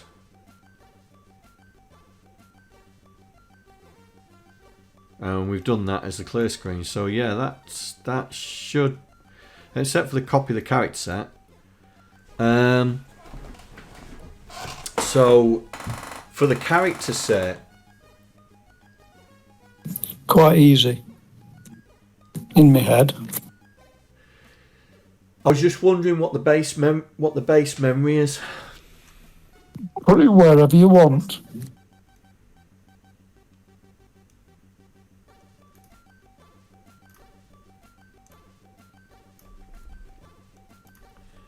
I suppose. Hang on. And bring that memory map thing up that I gave you. Yeah, I was just gonna do 256 times 256. Oh no, it's not, is it? 256 times 8. So it's hex 80. So a full character set is only 800 in X. Right. It's the Vera reference, isn't it?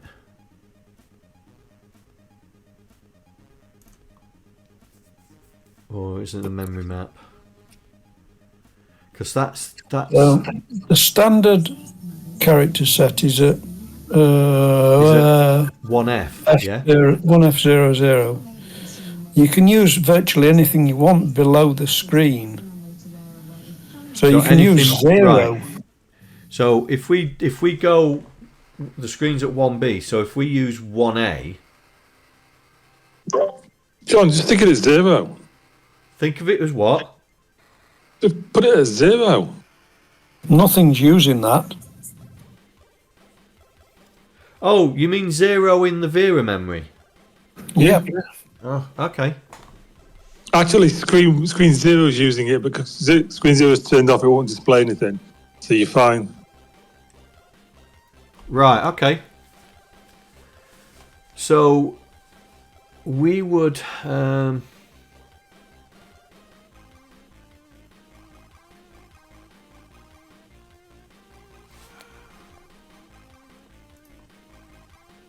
Don't need to worry about that. You just need to do an address select 0 and copy all your character data in. Just write it in. yeah, but we'd have to tell it where the character set is when we switch it, yeah? Yeah, that's when you switch it. That's your macro that you had up. Yeah. Right, so So we just need change to that bit to 0. Done. Yeah, You just need to remember it to put it back. it is that one, isn't it? Yes. So we just set those 6 bits to 0 and put them back afterwards, but you have to do the DC select, that's all. Yeah, we have to. Yeah, there's no separate tile set memory location for each screen. Look, there's one There's for tile each, base there's for one L1 for and each L2. one, isn't there? L0 and L1, yeah. So we're using L1, so it's this memory location, yeah. Yeah. I don't. What were you looking at? Well, that's what's confusing me because we've got a FX tile based memory. Oh, yeah, you're looking at FX. Forget that. So we're looking at this one here, L1 tile base. So this is where we're setting the tile height and tile width anyway. Correct. Well, we're not changing that. No, I don't think. because we've changed the scale.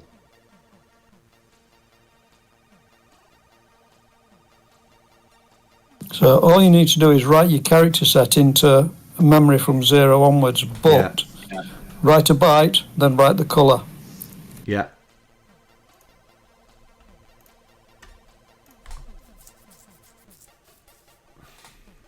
You don't need colour for the character set, do we? No, but you might as well put something in there so you know, at least know it's preset to something. Like put blue background, white character or whatever. You can overwrite it later. Did we do that on the character set? Yeah, because it's 2 bytes. One is the bit pattern, the next byte is the background and foreground colour for that not for the character character. set. For the screen it is. Not for the character set. No, it's sorry, yeah, I'm getting confused. It's tiles. Yeah, you just need the bytes. Just fill them in. Yeah. So, we've got 100. We got 128 characters times 8. That's 400. So that's 4 cycles. Yeah, we can do that. We can do that. So it's basically this.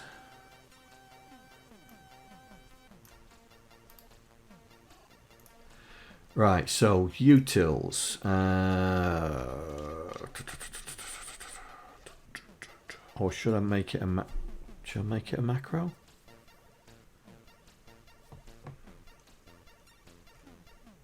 Can do. Might be easier.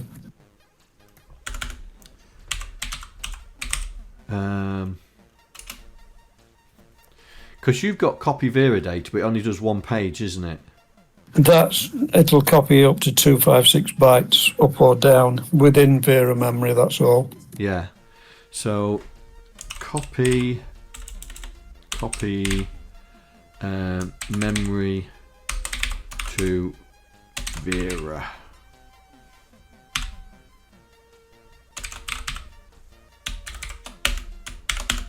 Right, so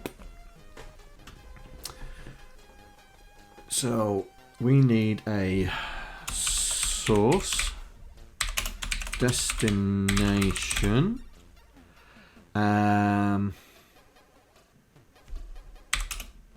number of pages.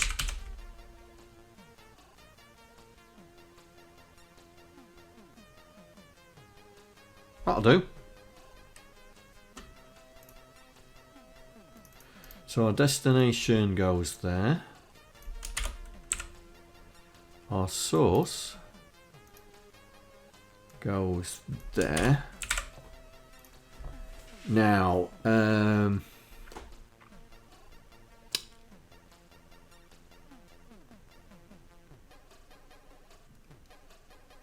yeah.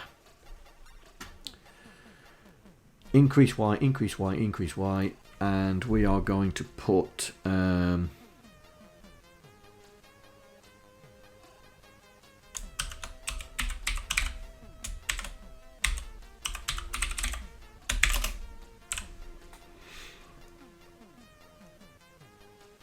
going to say, right, source location, increase Y, then we go inc source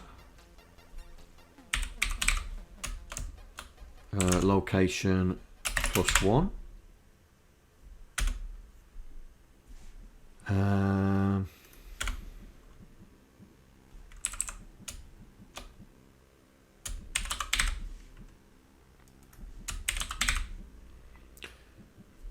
No.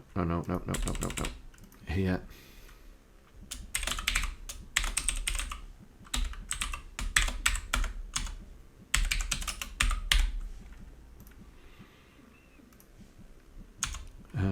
Increase X. GPX hash number of pages. Branching like equal to page looper.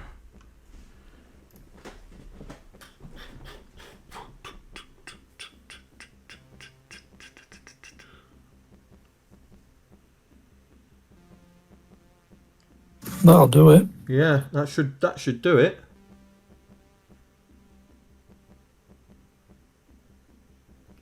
Right. Okay.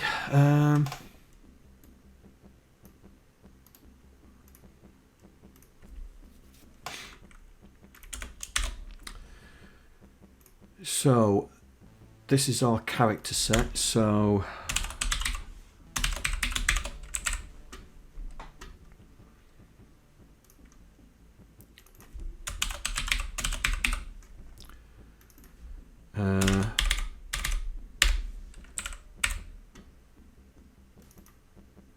four, wasn't it? That's what I worked out. 4 pages. Yes, 4 pages. How many characters? Was it 128 characters? 128 characters, yeah. So that copies the character set to the Vera memory at location 0. Right. So let me go and find custom. There we go.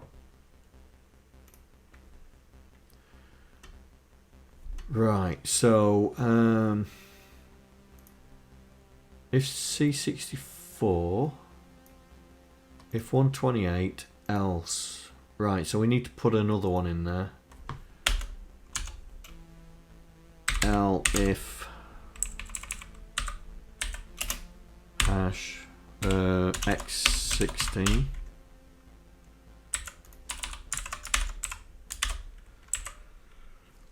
Right, so it's going to be all zeros, isn't it? The base. Yeah, that's going to be all zeros. I'm not sure what the inbuilt character address is. Yeah. I know it's 1F000, but how does that fit into bits? Hang on.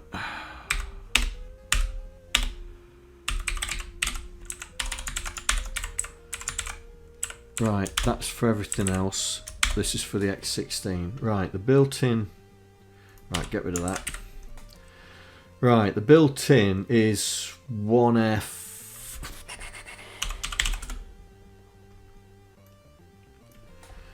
So the built-in one is 1F000. Yeah? So it's going to be 11 1110. Yes, it is, isn't it? Because we're only taking the 6 bytes, aren't we? We're only taking the 6 bits. Yeah, starting from the 1. Yeah. So 1, 2, 3, 4, 5. Is that what you and I came? So 5 ones, 3 zeros. Is that what it's looking for? So it's looking for 16 to 11. Yes, but they needed to be shifted up 2 bits. So what you've got there is right, yes, but what you've got for your custom one doesn't matter because they're all zeros. Yeah, good. So we've got the right. We've got the right one. Off the bottom 2 bits. Yes. Yeah, because the bottom 2 bits. That's why I've set them to 0, mate. So when we do the OR, we shouldn't be messing around with those 2 bottom bits. Yeah. Correct. So that's what puts it back, and that is what we're using. Okay. Right. So we've got the. But we'll need to create a macro to do the change. Oh dear, we ain't got very far, have we? No, but it's nothing because you just grab that number, or it with 9F36 and put it back. Yeah. Sorry. No, grab that number. No, get what's in 9F36, hand it with 3, or it with that and put it back. Yeah. Yeah. Right. Or, considering we're not changing tile out and width, just put it in there because we're leaving it as 0 anyway. Yeah. Right. Let's see. So you can literally just bang it into that address. Nothing, no macro needed. Right, so he's complaining it can't see that. Oh, we haven't done storage. We've not even got there. Oh, there, right. Let's do storage. What bits are missing?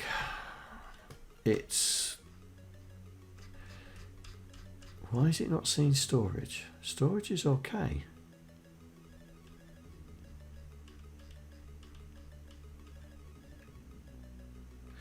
Right, okay, so this is starting at 2, which it can't do. So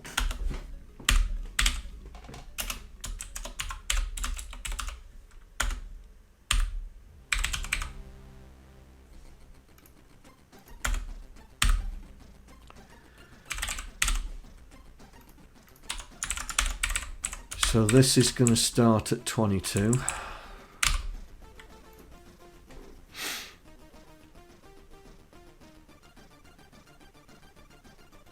That's an awful lot of space. And then we've got this for...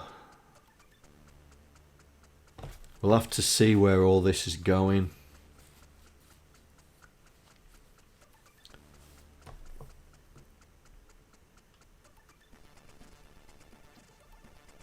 If it compiles. Ah, this is what it's moaning about.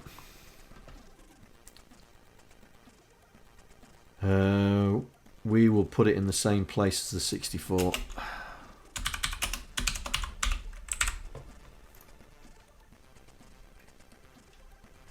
Right, that's what it was complaining about. Right, let's see if there's anything else. I just want to see if I can get all the raster. Right, okay. Utils. I don't know what line. 324. Right, so raster line. So not else. We need another one in there.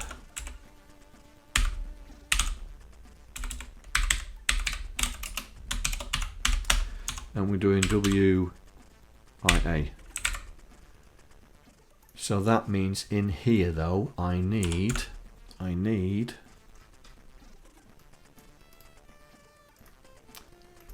that.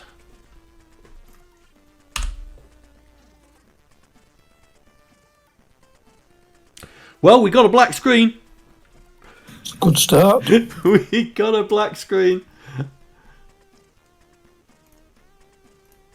I was expecting the title, to be honest.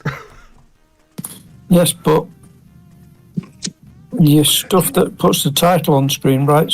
What does it do? Does it use kernel routine?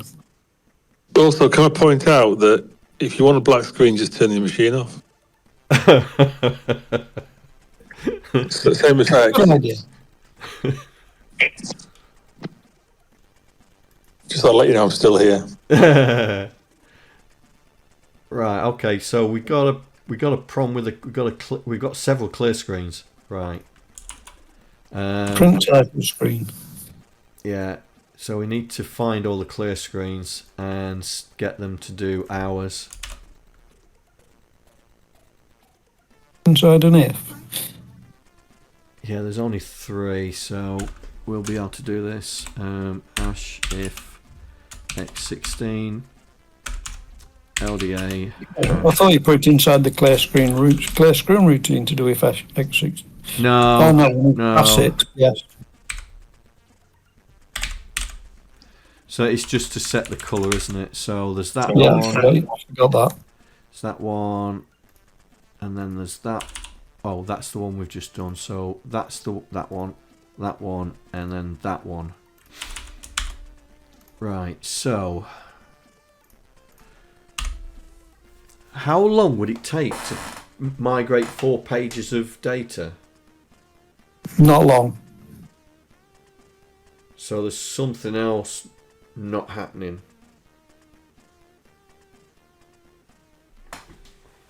Isn't there?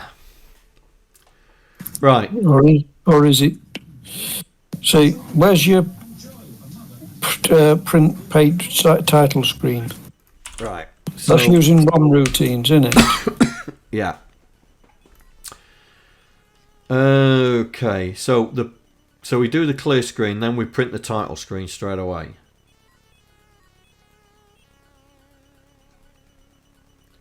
Because it comes through, we reset the high score, and then we run into this. So it should be printing. It should be printing the title screen. It should be. But yeah. Where's your print title screen? Does your print title screen routine set the colour it wants to print stuff? Well, we set it to white when we did the. Oh, I see what you mean. I see what you mean. I see what you mean. What does it actually do? Yes. Because we haven't changed the tile, we haven't changed the base yet, so it does. That should be fine. Yeah, so we're doing the decode screen. Right. That's yes. When you clear the screen, right? Okay. When you clear the screen, are you clearing the high and the low nibble of the colour RAM? So is it black on black? No, we're clear. Black is the high, but we set white to be the low. So if anything happens that we don't see, at least it'll be a white character. Okay. Tell you what, John. You know your clear screen, your first clear screen. Pass it blue instead of black, and make sure it's doing the clear screen. Well, I've actually took it out, mate, because if you noticed, the first thing we did was clear screen again, so I took it out. Okay. So we know it's doing, but you're right. It's there. Look, we're poking stuff into the screen. Yeah, so you're not using kernel routines. You're poking it into memory, which isn't screen memory. yeah, yeah. So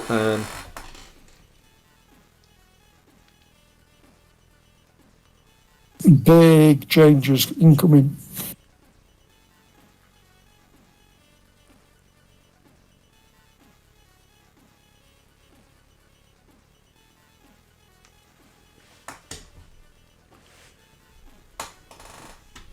right. So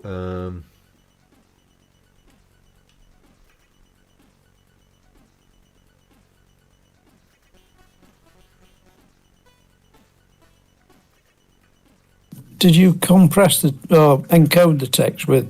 yeah, RLE. Yeah. So the first byte is the character. The second byte is how many? Yeah.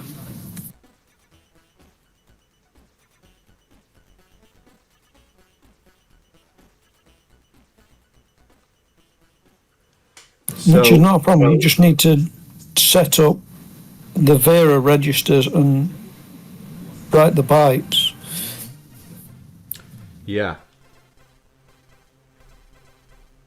Like your STA destination in Y will just become a storing Vera data 0. Yeah. And do you do colour at the same time? I'm just looking now.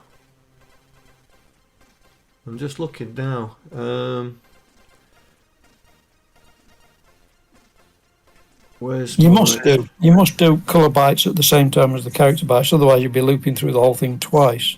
Yeah, I'm just let's have a look. Here we go. So here's the You have colour and character, don't you?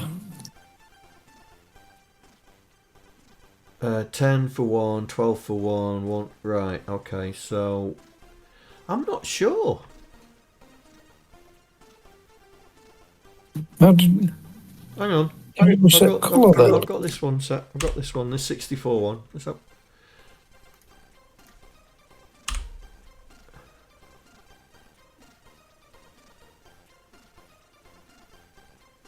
It looks like it's line-based colour. I bet I've done it. Oh, so we're setting the colours by line. Yeah, I bet you we're doing line-based colour. So Is the first byte the colour? I am just looking.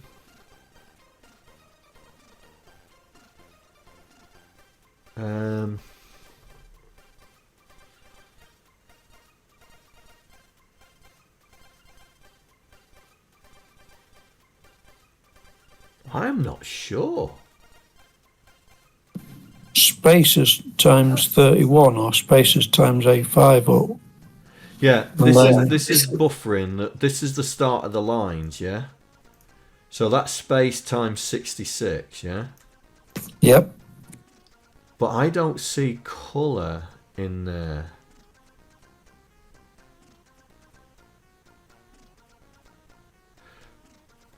Right, hang on. Let's go back. What's it saying? Right, so load source.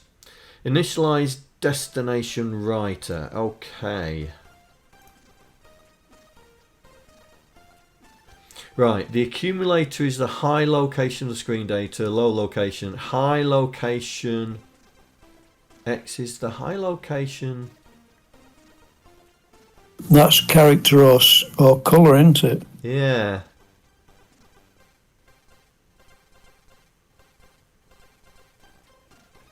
So we're storing in colour text. Oh, that's for the C16.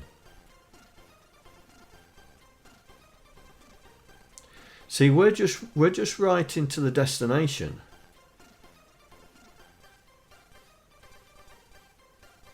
So we must be just writing to the screen. So the colour must be coming afterwards. Hang on.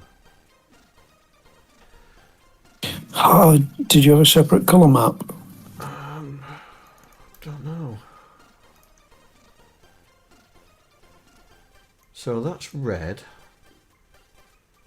So that's setting the background colour to red. Oh, here we go. We had a separate one.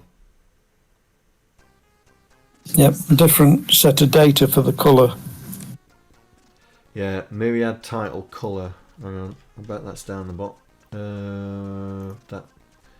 Is that further down, is it? Oh, there we go.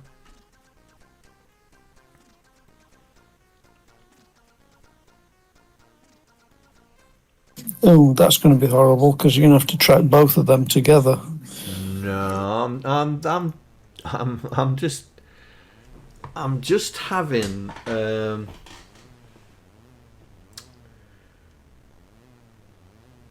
we No. we could You can do it, John, because the screen RAM we're just counting.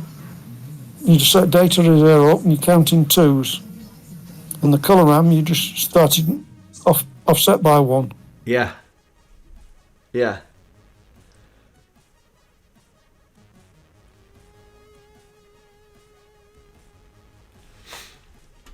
So So the X high is the high byte of where we are storing the destination to. So how are we going to test that? Easy. If it's more than 1 to 8, if bit 7's set, then it's colour, and if it's not, it's screen. Yeah. And does that work for every machine now? Can't remember where screen and colour is on every machine. It won't work for pets. Hang on. Well, with pet, we don't call it with the colour. Hang on. Machine specific constants. Hang on. Is that up here? No, it's in constants, isn't it? Right. Here we go.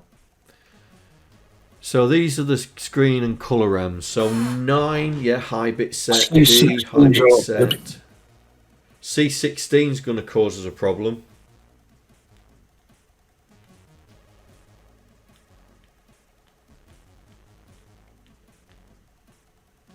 It is because the colour RAM's below the screen RAM. That's horrible. All the others, we can get round it easily. But are we over? Hang on. Are we overthinking it? Hang on. Yes, yeah. In your routine, wherever it was where you do text then colour, just put your ifs in there and we'll do it differently. Yeah.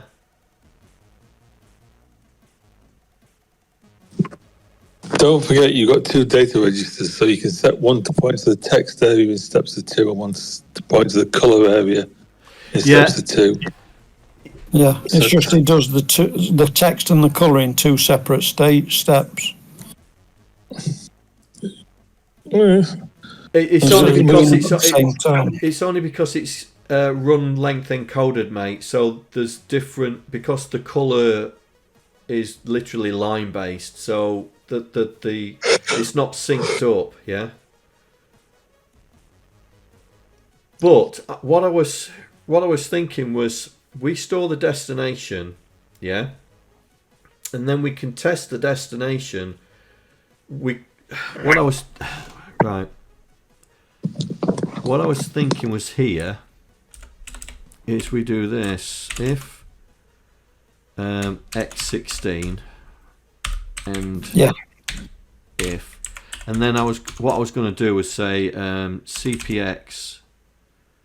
No, I've stored it, so that means that the store doesn't set the registers, right? So and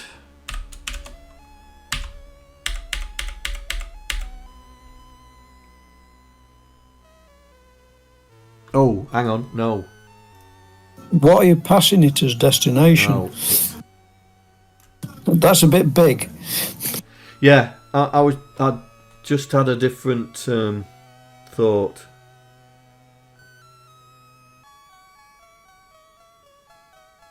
Because we're passing in the high. We can still do it. Hang on. So we can still put in. We can send in X as what, 1, 2, 3, 4, that, yeah. But it's X, so yeah. I need to do transfer to A. This is the entry to the routine. This is the entry to the routine, yeah. Yeah, if X and 1 is 1, then it's a. Oh no, you're going to pass it. Ah, shit. Go on, sorry, carry on. No, it's all right.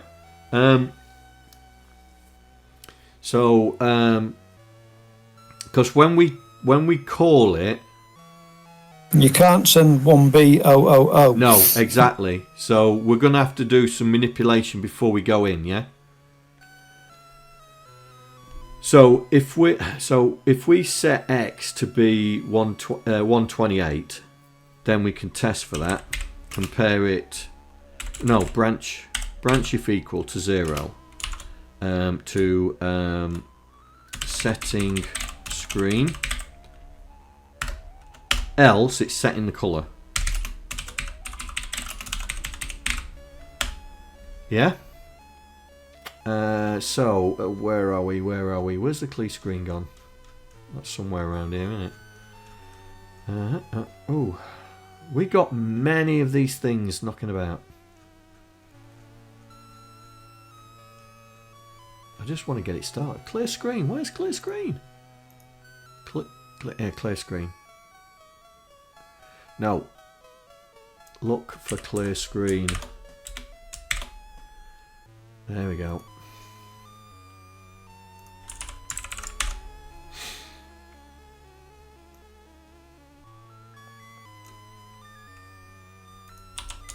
Right, so let's take that out. Put it there. So branch. So this would be. John, if it's you can just leave that as it is. What set 0 to screen RAM, 1 to colour RAM, and don't worry about it. Just use 0 for your characters and 1 if we're doing screen. Oh, you mean set it up anyway? Yeah, just leave them both set like that. Okay. And then, you know, if you write, you not only need to worry about it in your decode looper. If you're doing characters, you write to a Viridata 0, and if you're doing colour, write to Viridata 1. Yeah. Okay, so in here.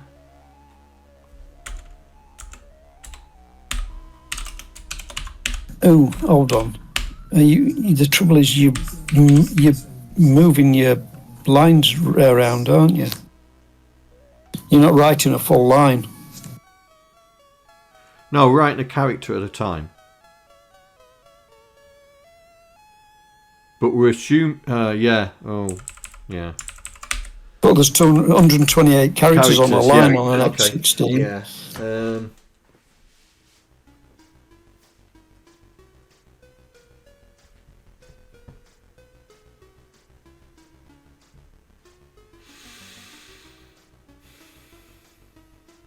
Or is your text filling all 40 characters of every line? Yes. So you're not actually. So you will be just rolling round constantly, won't you? In the traditional screen, yeah, but with, like you've just said, with the 16, it doesn't roll when you go past the edge of the screen. It just carries on for another X amount of characters, doesn't it? Another 88 characters in this case. Yeah. So you're going to need to reset it or fill those 88 characters with garbage.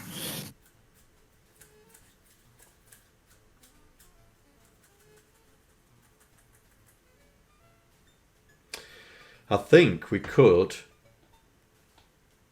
do the garbage. But you need to keep track of how many characters you've done. Well, we know that on the where we've defined it, we know it's a full row. Yeah.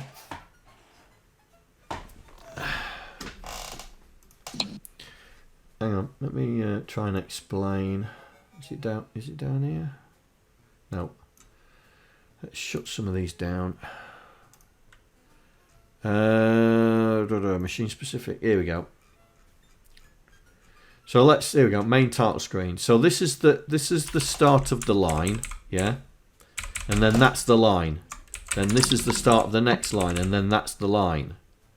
Easy. Yeah, but you don't know where you are in each line because you just cycle through the whole lot until you hit a 0, don't you? Yeah, but here we know that these are the lines, right? That's line 1.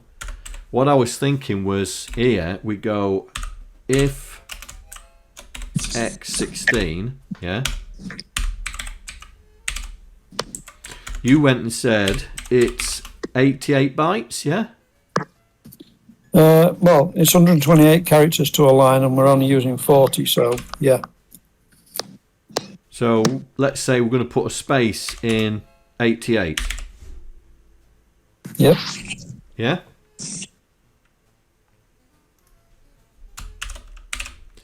That means for the X16 it would just blank out the 88 on that row, yeah? Yep. You have to do that after each and every line. Yeah. Yeah, but if you're going to pad 88 characters, you might as well just reset the cursor position to the next line. Yeah, but he doesn't know when he's reached the end of a line because he's just reading the whole of this table. Well, keep a index. Yeah. Keep a counter. Yeah. It'd be easier than doing this. Yeah. 100%. Store 0 in some memory, increment it with every character you put on screen, and when it gets to 40, we'll reset the line. All right. Let me. That gets messy. Let me just. Right, because I know where each line is, which is there, look. I know where every line terminates because this is the start. Right, this one here. This one here is setting up the pet Vic 64. Then this is so here. Yeah, no problem. It'll be fairly quick and easy, John, and it's dirty, but yeah, just do it. If it gets something on screen for now, we can worry about doing it nicer later. I've just realised. I've just seen that we're not actually doing lines on here with the C64. Yeah, it's gonna throw a fit. Because you're doing more than one line there, aren't you? Yeah, because I'm just wrapping. Unless I split it. No, you're going to have to keep count, but if we keep count, then we've got to reset the Vera registers each time through. Yeah. And remember whether we're doing colour or... Oh, God. Well, no one said that this would be done in one stream. No, but it'd be nice to get at least the title screen on screen. Actually, I believe you did say that, John. Yeah, it shouldn't take much doing this. It'd be easy. I mean,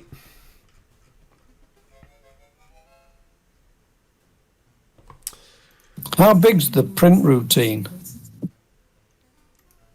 And you're going to have to take them out.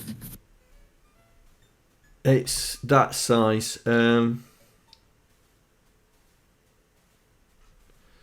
We set it up here, yeah, and what instead of doing this store, right?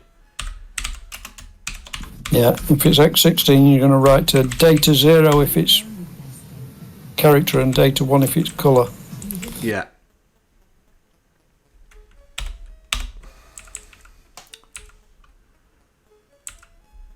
It's there. So we don't even need to do the... Hold on, John. Yeah? Don't even need to do... You call it twice, don't you? I call it twice, yeah. Right, but when you call it, do the setup for Vera registers before you call the print routine. That way you use data 0. So instead of doing that there, do that in the calling routine. Right, where's the title screen? That's the one we're messing around with at the moment. Here we go, here. So, print screen. So let's add another one called... So where you do that setup, yeah, just do the first line of what you copied. Yeah.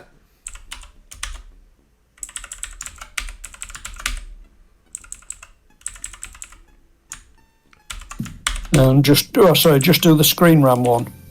That's the one, isn't it? That's the one we're interested in, isn't it?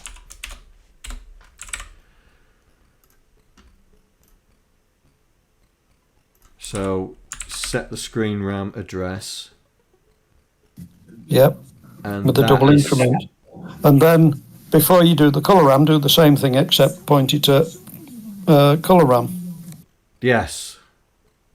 So we can still use data 0 to do you right, whether you're sending colour or Yeah. Characters. I need to send something in for screen RAM, don't I? So I'll just set. I need to set X for something. And then, like I say, do the same there.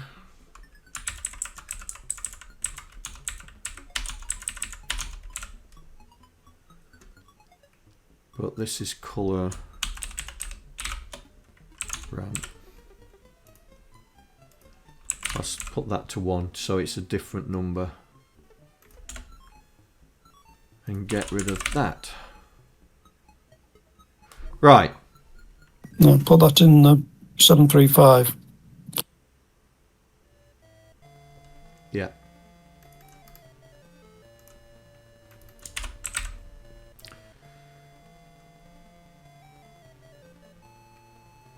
Right, so we can still use data 0 to write characters or colour. Yeah. And your Vera registers are set.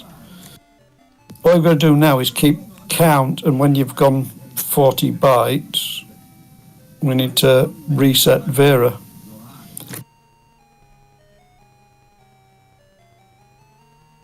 Which is easy because you're on data 0, aren't you? Oh no, I've lost my memory. You can just, every 40 bytes, increment 9F21.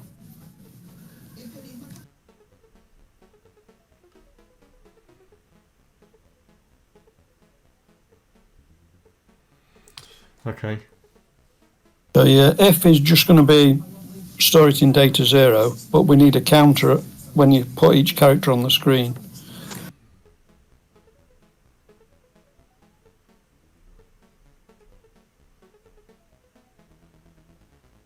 In my head, it's in your FX16, store it in data 0, increment a counter byte. If it's got to 40, reset it and increment address medium. And that should do it. Oh no, we need to set address low to 0 as well. Yeah, increment X medium stores that in low.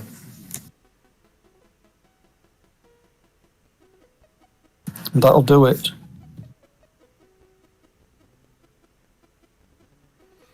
Yeah.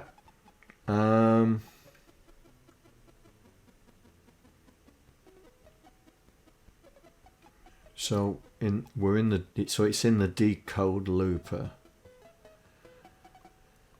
All that lot should stay the same. We might have to do something with the colour codes.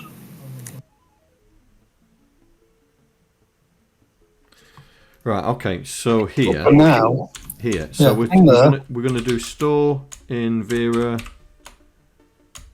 data 0. Yeah. Yep.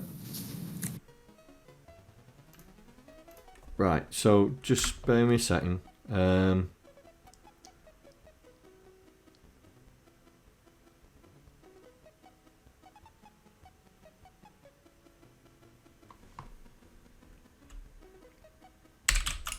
Oh, I can't do A. Can't use A. No, you need some sort of counter. It can be a memory address, whatever. Yeah, but I'm using X and Y as well as A in the whole thing. That's what I was looking at. Use memory page, something in page 0. We've got temp variables, haven't we? Yeah, but I still need to load it into a register to test it. Yes. That's why I was just thinking if I do a push, yeah, then load. Column counter. Yeah. Compare it with 40. Yeah. Yeah. In fact, that's 40 decimal, which is 28. Well, we've got the screen width. Screen width. We've got the screen width, so we can use that, can't we? You can, yes. compare it with the screen width, and then branch if not equal to here, this. No, because you need to pull A. Oh yeah. If I pull A, does that alter any registers? No, but you need to be in that if section. Yeah, that's. God, why is Chrome changed the way anything looks? Pull. Oh, it sets. It probably sets 0. Zero and negative, yeah. If you had a Mac, you could use Safari. So just put a label inside the if and jump past it to a pull at the end. Yeah.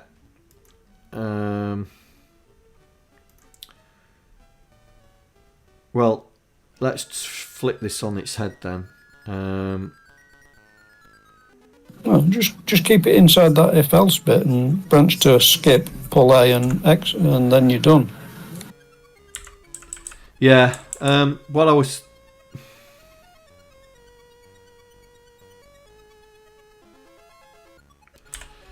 So this is equal.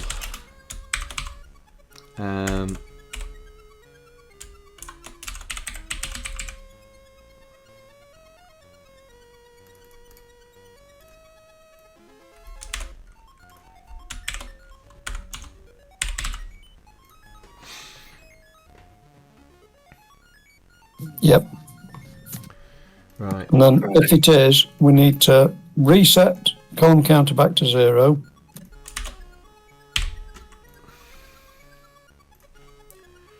We need to set what? You're going to need set column counter back to 0, which you can do with an STZ, yeah. Well, you need to do that at the start of this routine as well before we forget. Yeah. In fact, we'll do that now. We should have fireworks effect when you use STZ. Oh, I don't need to. Look. Oh, hang on. I need to do this though. But that's waste. Do you need X to be 0? Probably, yeah. No, you. We no, need you the don't. we need the column counter to be initialized to 0. Yeah.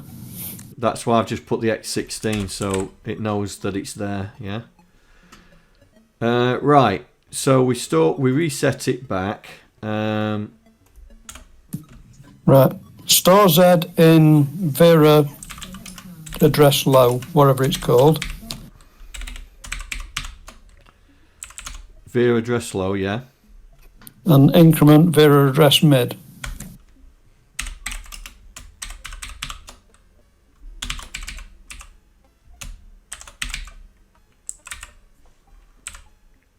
What, I don't know what it's called. Is it mid, middle, summit? Hang on. Let me have a look. Why are you not auto-completing, you stupid program?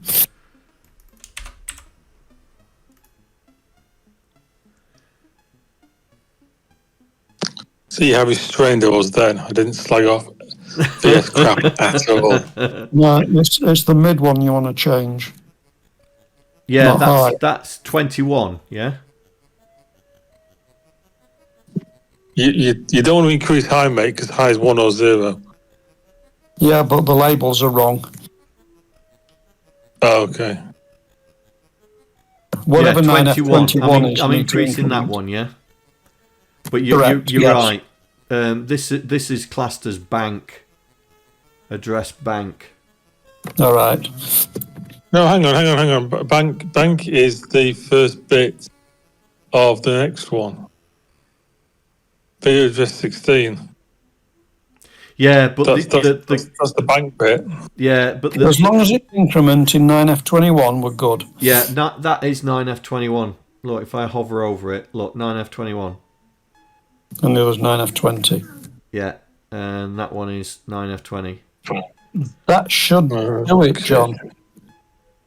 Yeah. Because that'll reset us back to the beginning of the line, move us down a line, and I think that's it. Well, let me go back into here and get rid of all these X16 lines now. Can I claim credit if this works? You can claim credit, mate. You can claim credit. I'm still struggling with the whole thing. It works in my head. Yeah, I see where you're going with it, but I'm still struggling with this whole interface thing. Right.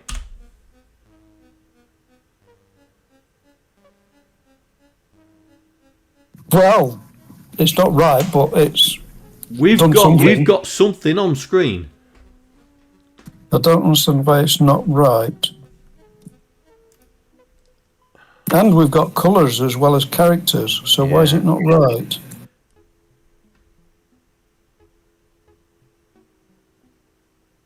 I thought the colours might be a bit of an issue because you've got background and foreground. And I think your colour data is only right in the low nibble, isn't it? Yeah, I see the problem.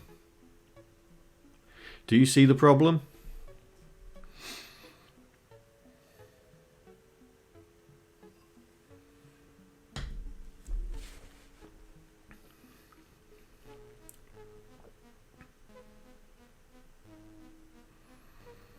No, my brain's not working. What am I missing? We forgot to increment. Increment what? Column counter. Ah, yeah. I'm going to say Vera data increments automatically. Yeah, we forgot to increment column counter. Ooh! I'm surprised. No, that's why is it?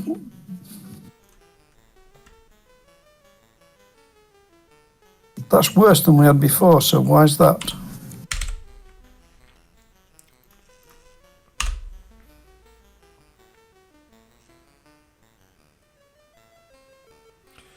Because that is actually storing it and the rest of the text is off the screen.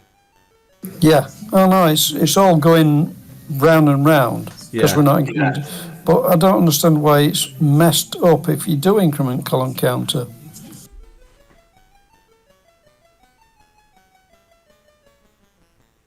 Because all that should have done is rolled us round every 40 characters.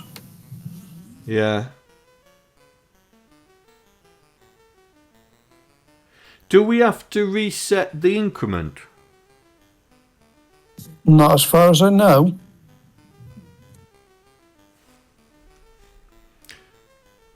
Because the little voice in the back of my head saying that maybe the increment needs resetting.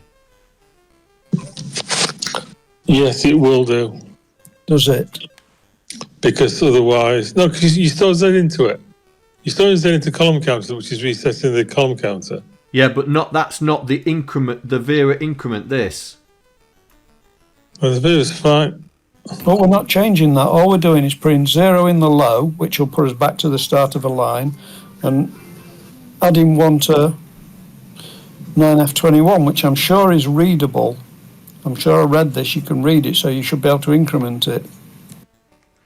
Oh, right. So the increment, the Vera... So the Vera is, when it does its increment, is actually changing the VRAM addresses. Yeah, we're changing what's in VRAM address 15 to 18. No, but the Vera is doing it based on the increment if we're not doing it, yeah? So if we're changing this here... Yeah, the address increment is just how many we add to a byte each time we write to Vera data 0. Okay. The only other thing I can think of is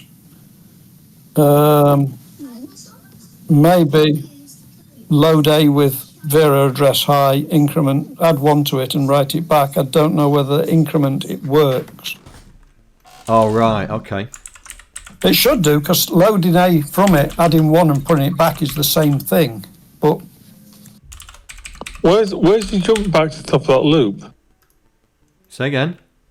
Where's the loop back to character looper? Where's it go back to the top? It comes back up here.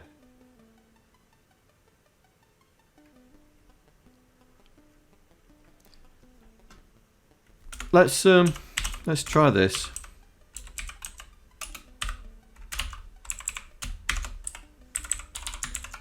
You shouldn't have to do that. Just in case the ink is not like it doesn't like the ink. John, there is now an ink A command.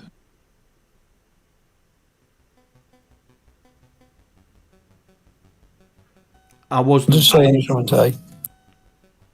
No, this is what it was before, mate. Yeah, no, but you're adding one to the accumulator, right?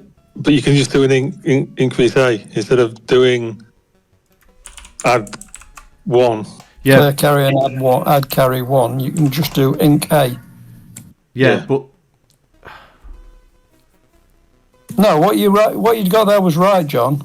But the clear carry and add you can just do in one instruction. Right. Okay, I see what you mean.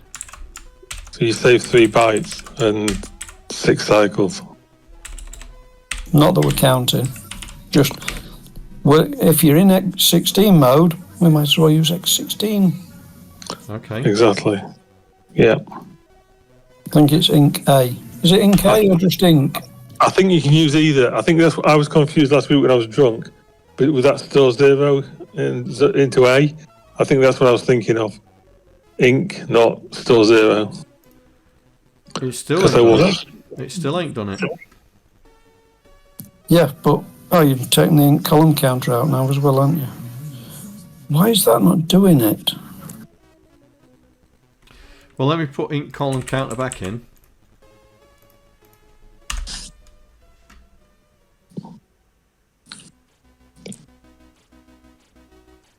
That's storing the colour into. That's storing the colour. That's storing the colour information onto the screen. Yeah, but when we hold on, John, go back where you call them from. Yeah. I've realised a big mistake. You call print characters and then you call colour. Yeah. Yeah, and that's what's it's the colour information that's going on the screen. Yeah, and I think I know why. Oh, hang on. Let me find it.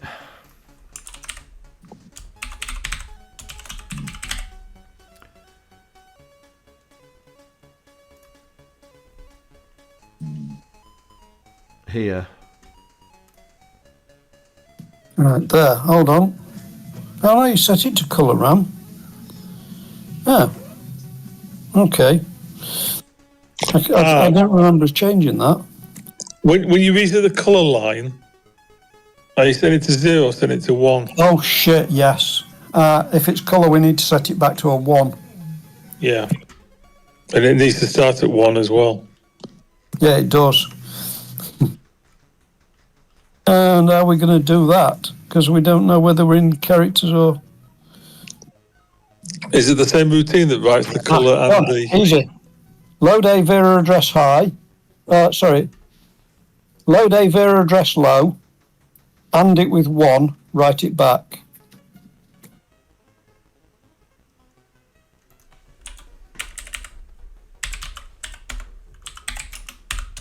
Are you using Vera data 1 for the colour though? No, we're doing the same thing.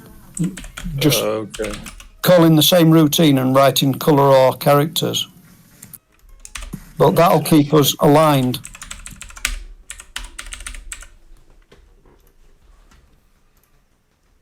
Until you come to reset it.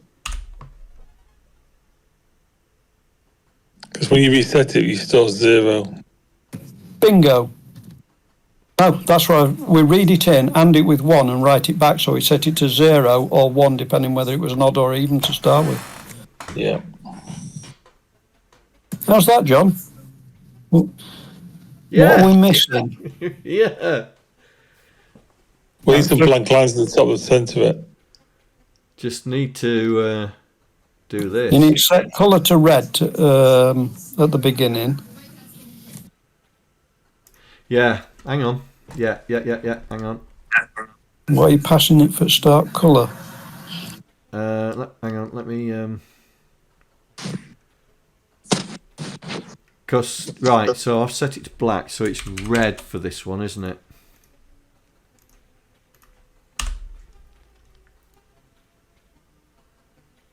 Oh, right. So that is a problem.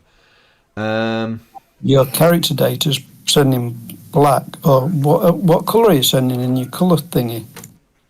It's just the foreground and 0.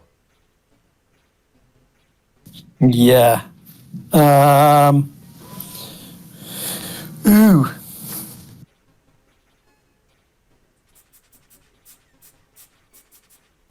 Hang on. Just hand it with red, because the background's red all that page, isn't it? Yeah, but we're using this page all the time.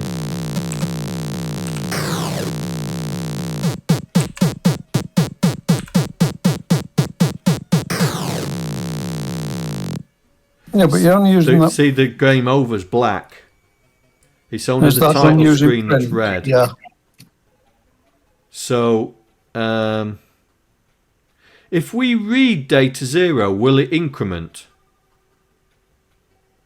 I believe so. I'm not sure. I think every access to it increments it. Right. That is correct. So reading will do. Yeah, it will. Because obviously when you read, you want it to move on normally, so...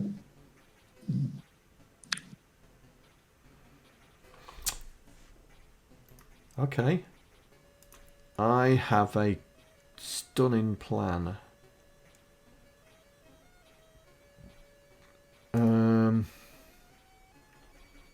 If we're doing title screen, put red in the top half. If it's something else, do black.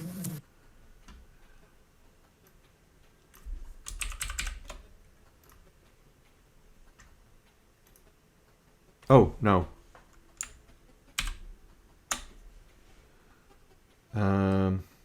It's this one.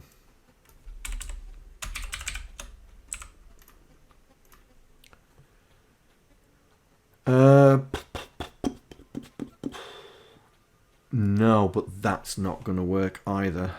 Oh, hang on. Oh, yeah, we can do that. We can do that. We can do that. So here, but you've already used X, haven't you? yeah, but I store it in destination, which we're not using in X16. So what I was thinking was,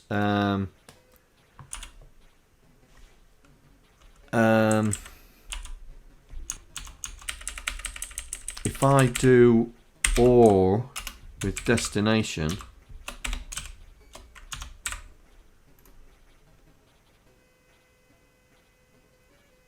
Yes, but instead of, where you load X with red, load it with red shifted right 4 bit, left 4 bits.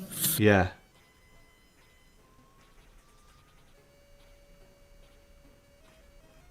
Because it's 0 otherwise, which makes no difference. Yeah. Hang on. Trying to find it. Where'd I put it? Where'd I put it? There. There. So shifting is that, isn't it? 4. Yes. So I'm waiting for it to catch up with audio. Yeah. So let's see if that works. Oh, I've been changing. Oh, like a muppet. I've been changing the C64.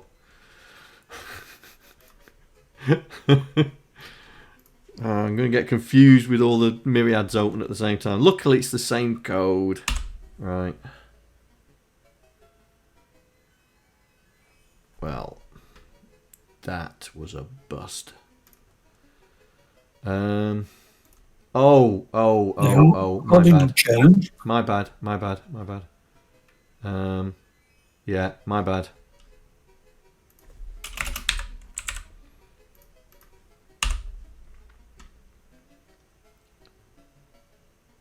There we go. Oh, look at that. F1's not flashing. Well, it wasn't flashing before. Wasn't it? I thought it flashed. All right. It doesn't say X16. No, that's what we need to put in. Hang on. This is the 64 version. Look, it doesn't flash on that one. I thought it flashed. No. Well. So yeah, we need to put X16 in now.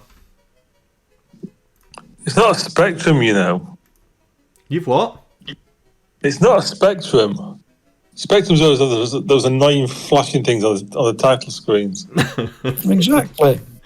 We don't want to look like a Spectrum. Spectrum smell. Everyone knows that. Right. Okay. So the that bit's down here, look. So Mega 65. Yeah, So this is the Mega 65. So that must be.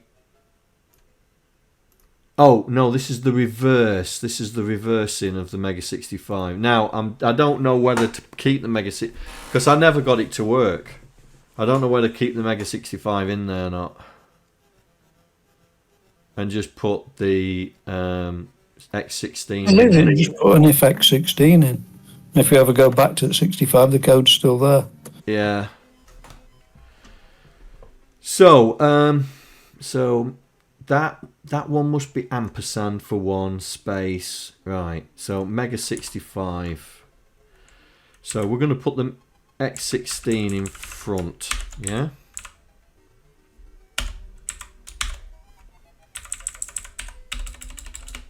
X16, and we'll rem out this. Right. So X, what's the poke value for X? Well, I know what 1 is because that's 31 for 1, and then 16 for 1. So that's gonna, so X is, anybody? I'm gonna cheat. Gonna cheat.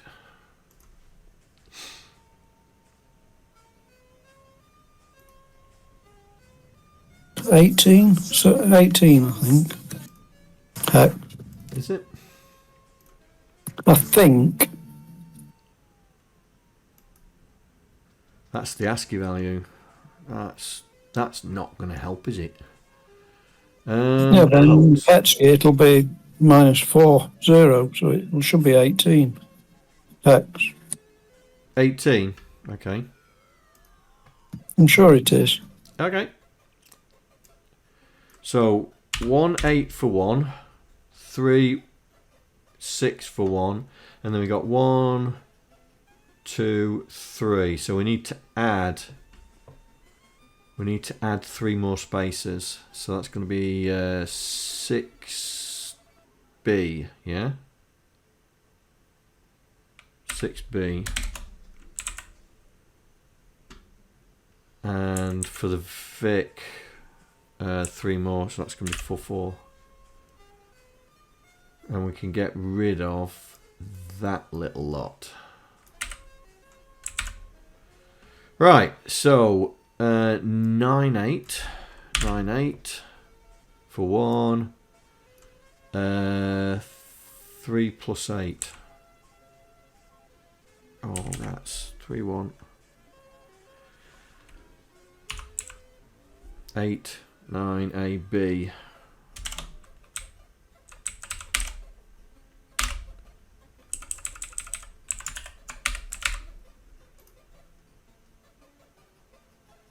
Right then.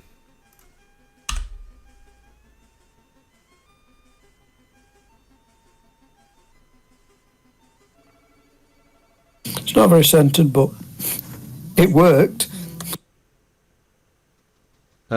Yeah, I think it was centered for the with the 65 on it. We can easily modify that. That's not a... Oh. I've got that number wrong, haven't I?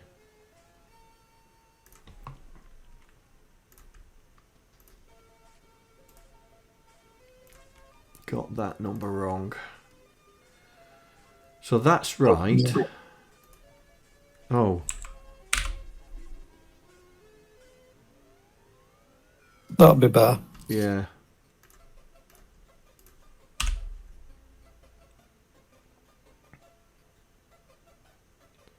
So 2, 3, 4, 5, 6, 7. So that needs to go over 3. Well, hang on, 1, 2. That needs to go over 1, and then it'll have 4 on that side. Yeah. That's best you're going to get, yeah. Yeah.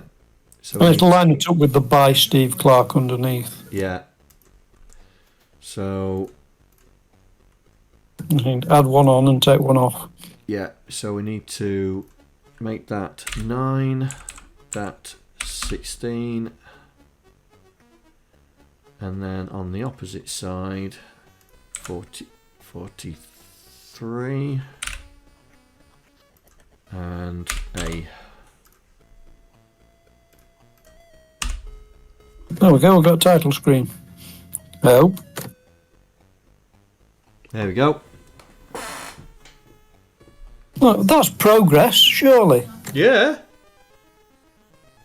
That is definite progress, yeah. Right, press F1 or start or something. That's as far as we got. You mean your keyboard routine don't work?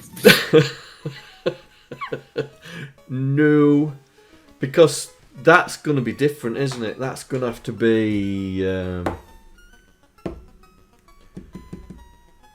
that has to be changed to start. That's press start to start.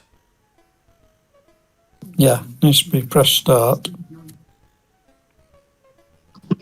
Maybe press start to play would be a better use of the English language. Yes. Yes, but I mean that's easily... That's easy to do. It's easily done because that's down here. Oh yeah. Right, so this is the start of the line, and then this is it. This here. So that must be 1. So that must be... That can't be F, surely. It must... No, that can't be it. Hang on, let me run it again.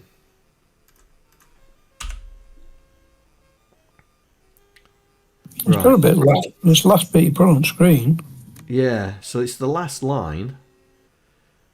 Press F1 to start. So,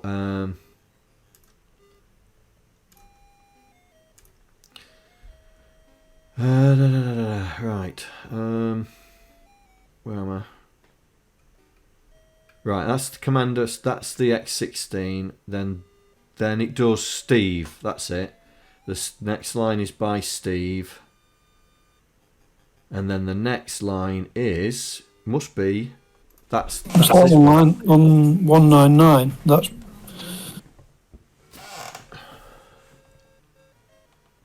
I'm just wondering what B1 is.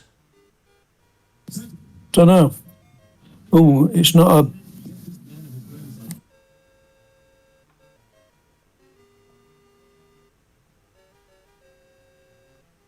You've got 2 spaces, and then what's 86? B1. I don't get this.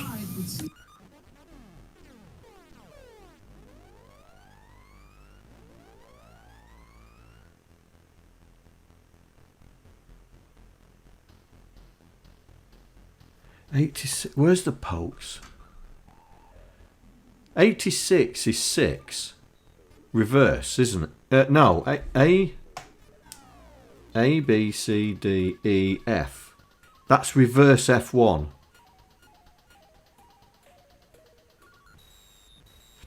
Right, so this must be press.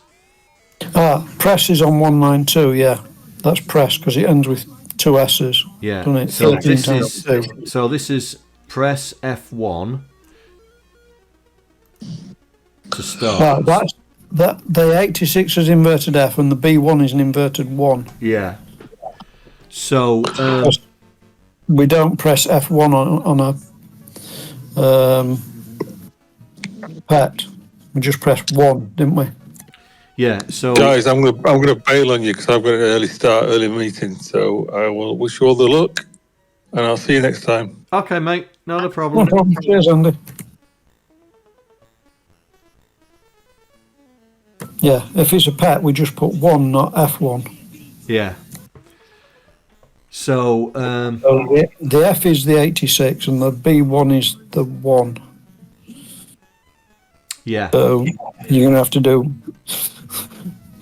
if pet, if X16, else. Well, let's just get. Let's just move that down so it doesn't confuse us. Right. So if pet, then it does that. So it's press 1 to start. Yeah. But I think. Yeah, if it's pet, we do 3 spaces. If it's not, we do 2 spaces and an inverse F. Yeah. But the pet is still an inverse 1 to start. So, I think we need We might have to put the B1 in pet and in the else and do a whole section for the X16. Yeah. Yeah. like that. Yeah. So it says press. Yeah. And then we need to say press start, don't we? Press start to play. Yeah, you need a space or however many, 2 spaces.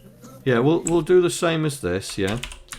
So it's a good it's a good start. So we press 2 spaces and it's going to be start, isn't it? So that Inverted.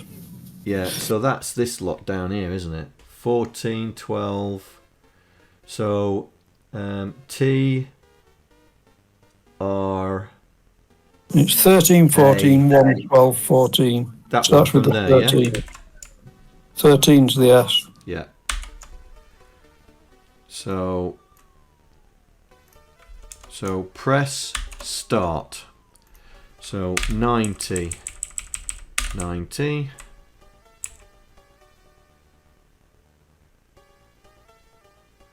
80. 81. 90. Right, press start.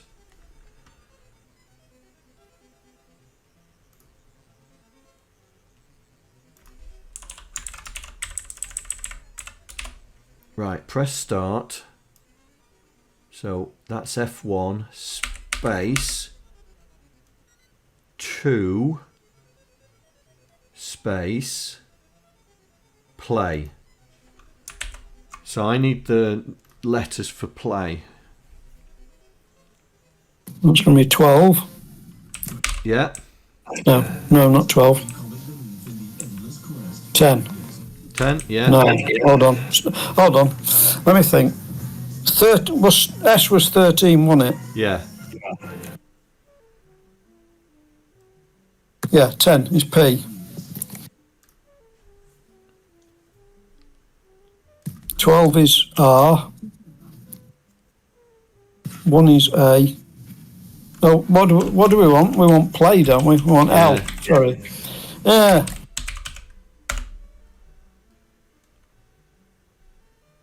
E. Here we go. Right. It's either D or E for right. A. Play. OC. PL. OC. A is of course 1 and Y is 19. 19. So we are missing. We're missing one character. So we'll just do that. We'll put a 20 in there. Right. So hopefully that's still in line. Now we just need to sort out the. You're gonna have to do something with the colour. Yeah, and also we need to bring that play back. Looks a long way out, doesn't it? It is. I think it was spaced out to make take a space. It was spaced out to make it fill the screen, but it needs to come back one at least. It needs to come back one at least. So there it is, 3. So take one off there, add one on there.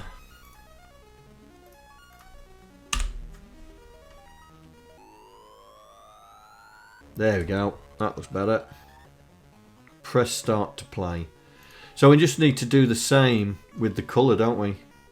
Yep, just fix that last colour line. Yeah. Job done. So we need an X16 else for the colour on the last line. Right, so that. Right, let's do what I did with the one. So Vic 20, that's a line. That's a line. That's a line. That's a line. That.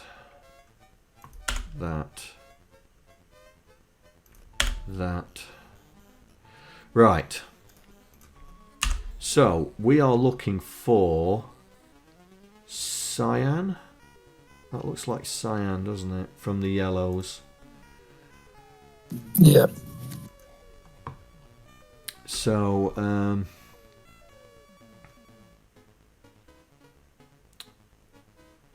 that's black. So that's yellow for one more. And we will knock one off there and knock one off there. Right, so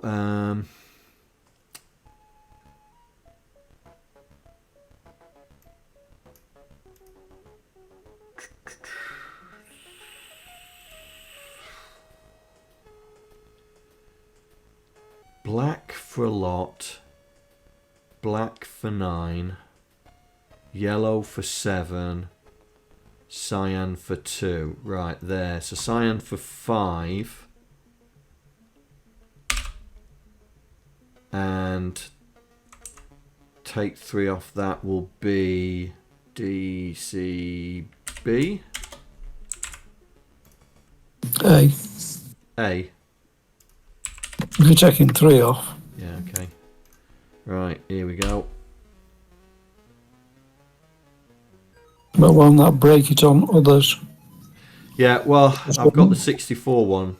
Oh, sorry. Kept it. Here we go. Does the 64 look the same? Oh!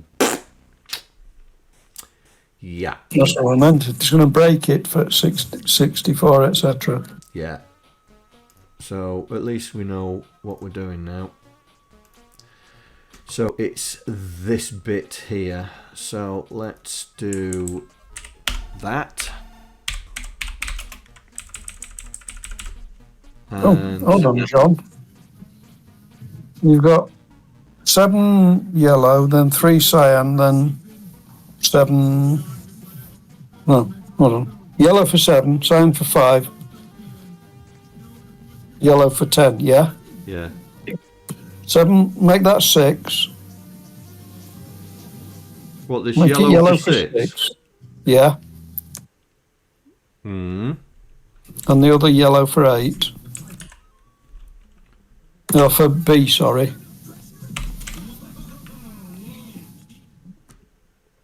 Try that. Okay. Because we've got spaces. Yeah.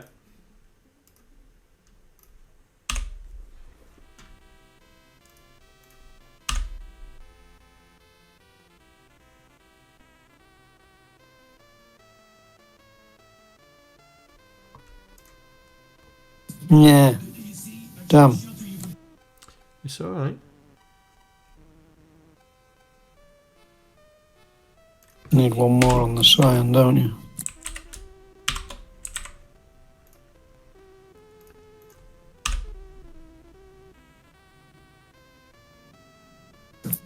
You should be able to position it so it's because you change colour in the spaces, so it shouldn't matter. Yeah. Ooh. No, it doesn't, because the 2 is where the bloody start is. But we could move the 2 across 1. Yeah, you could.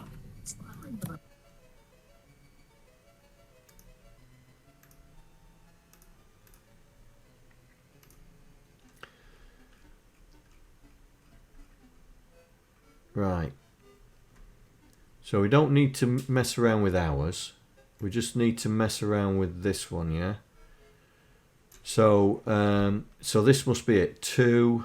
Right, so if we change that to a 2, and then the...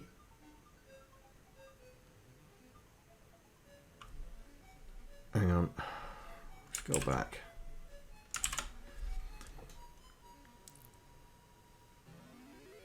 That is to play, isn't it? Why? No, this is start, isn't it? Start. So the 2 is... That's S then, there, yeah?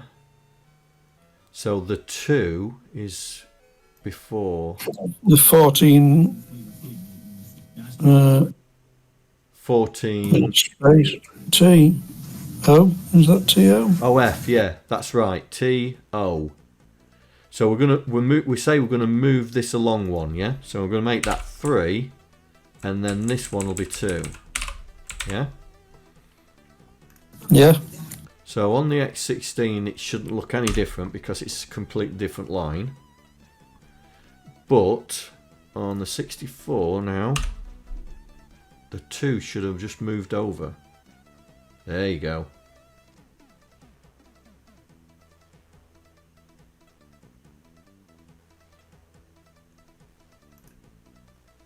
Yeah, we can get away with that, I'm sure. It works. Or I just do the colour line yeah, just do a different colour line. Yeah. Because, yeah, it looks a bit strange. Oh, this is the 64 one. Get out the 64 one. I'm in this one. Right. So let's put this back. So that's 3. And that's 2. And then we'll go to the colour, which is there. So if X16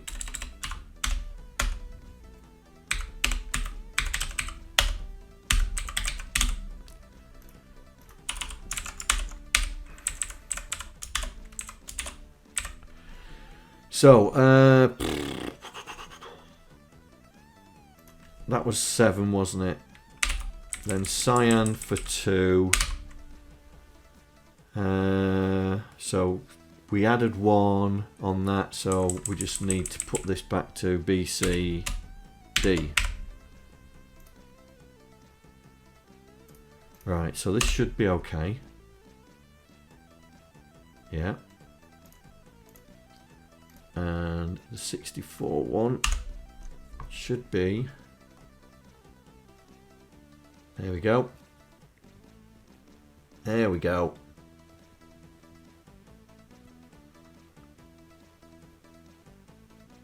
Right. We got a title screen. Yeah! Oh dear. Oh, is that? Yeah, that looks off centre, but it's always like that. This must be an optical illusion. Yeah, it's possibly made worse by the fact that 16 screen fills the window, no border. But it does look off centre.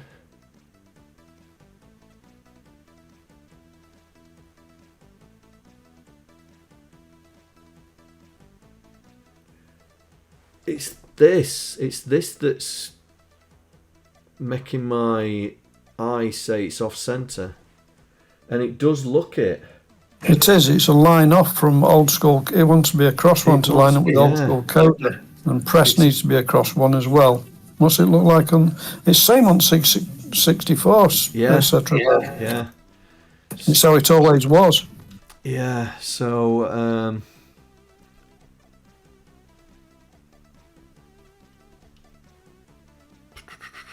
Right, so this is the pet. Right, so... we need to...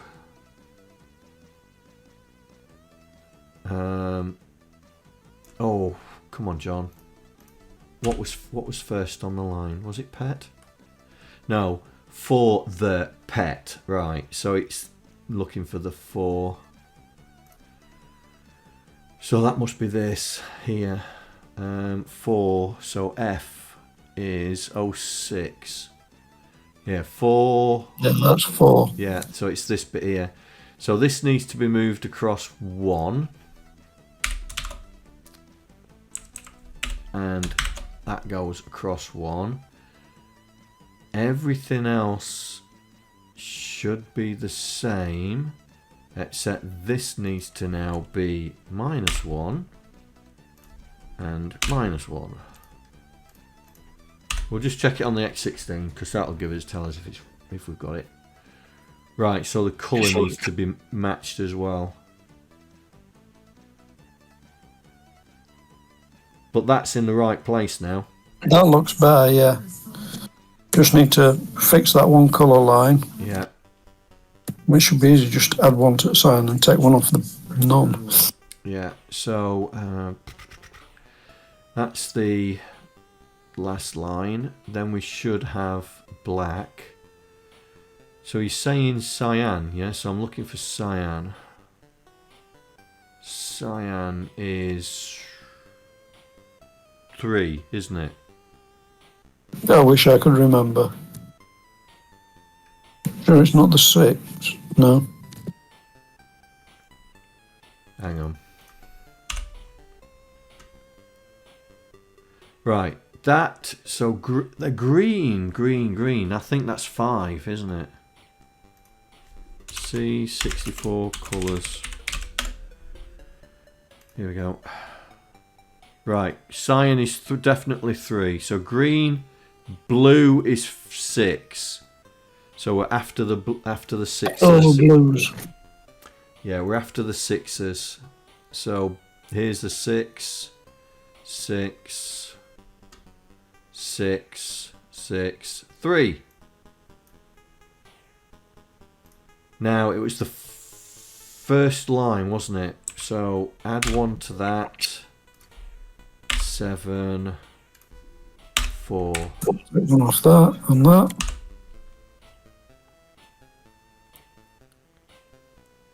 There we go. And for the 16, for the C64, which is just the same as everything else.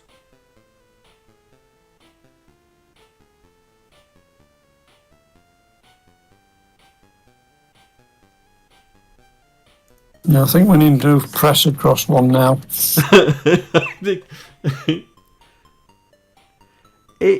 And you might want to move Steve. I thought we moved the C62 line across another space because it's 2 and 5. That I think that's what's causing the problem, isn't it? Oh, I'm in the C64 one. I'm gonna get back into the X16. Yeah. So we did the first line, but we didn't do the second line. So priority presents, Myriad logo. Right. So this is the pet, the Vic, the 64. Then we come on to the next line. So how far did we want to push it over? Just the 1? Just 1. Yeah. So that's this here. So 9, 16, and then on the next line take 1 away. So 42, 9. It was all a bit weird, Cold Hands, because we run length encoded it all, so it's just literally one long string of text.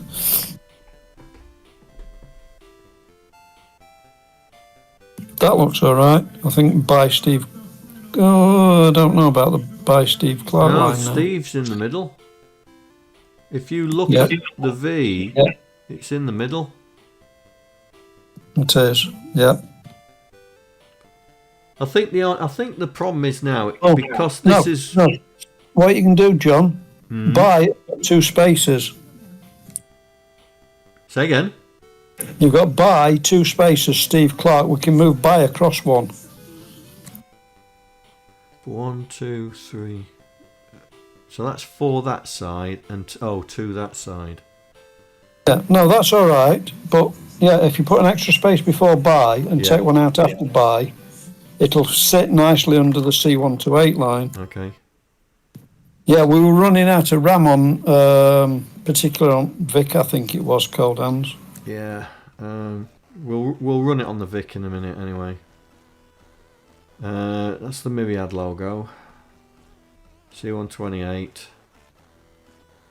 But we saved quite a lot because of all the spaces in the text. Yeah. So this must be the by. So 22. So that's it there. Yeah. Oh, is it? 19. What's 19? Oh, I've shut that page down now. Like a plank. Yeah, it is. That needs to go back to a 1 and to add 1 on to end. Right, by is 02. Okay. Oh, so that's by there. And BY. So you're saying to reduce this gap, yeah? Change that to a 1 and add 1 on to end.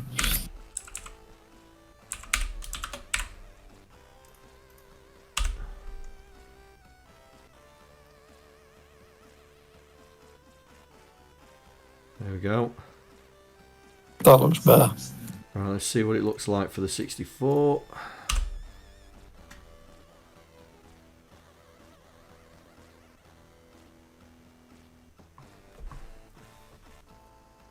Yes, Cold Hands. John's busy looking at code. He doesn't have time to look at all this. Oh, what? What's going on? You've missed loads of stuff, John. Don't worry about it. I'm looking after them for you.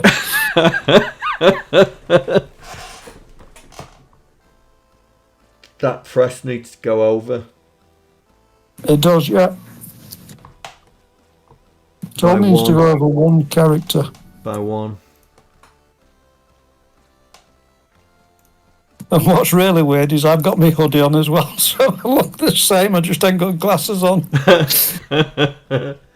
Right, that's this, isn't it?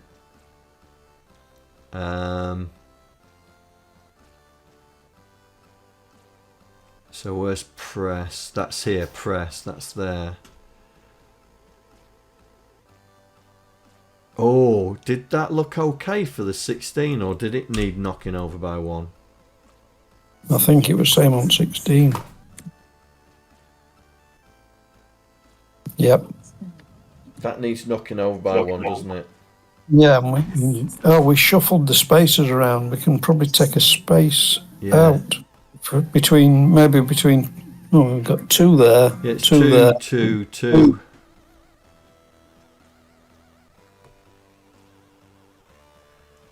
Let's go to the. No, that's going to be awkward whichever way you do it. Yeah, I was. Let's have a look. Let's see what's wrong with the 64. 64. That can move across 1, and it'll line up perfectly. Yeah, I think that 2 should move, shouldn't it? Across 1. So the Yeah, but press needs to, the whole line needs to move across 1, and it'll line up with the 4 pet, etc. Right. Okay. Okay. And then we'll fix X16. Let's push it all across, and then we'll. Right. So this is the press. So we end up with colour problems again. So just want an extra space before it. Yeah, so that'll be B and that will be F. So that's press. Blah blah blah blah blah blah blah blah blah. We can make that a 1. Yeah, and then this will be blah blah blah blah blah.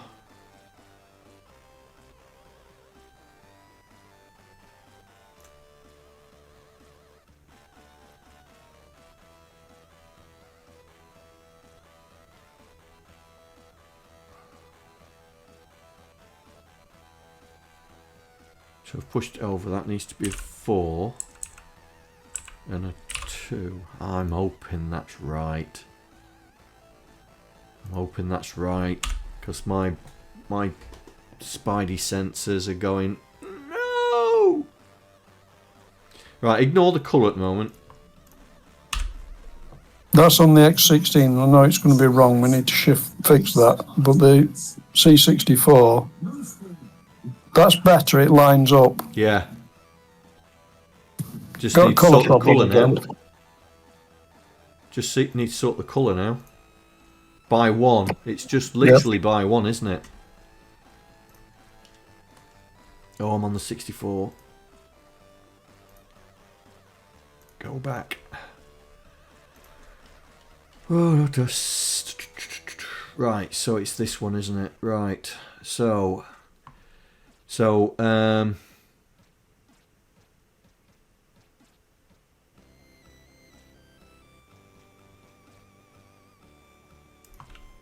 7, 9, and then this one was 8. See. Right, so the colour should be right for the 16. Ooh. Maybe not. Yeah, I'm just thinking we might need to do that fix that whole line. Yeah. And then 3. Right.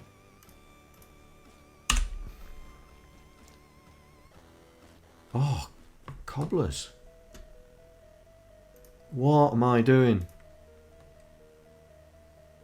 This is the line. That's the X16 line. Oh, I've been changed the wrong line.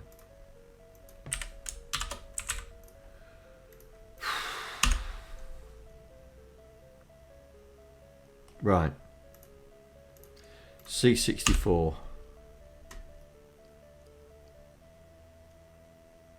Right, that's okay. Right. Open workspace. Vic20. That'll be the other one that's going to cause us an issue, if it does. Right, F6. I fixed all these. They should all not work.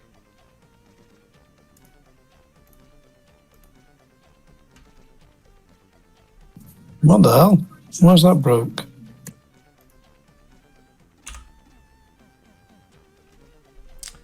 Dunno. Let's try the other ones. Possibly cold hands, but we'd already set off down a path by the time we decided to add every Commodore machine under the sun. Yeah.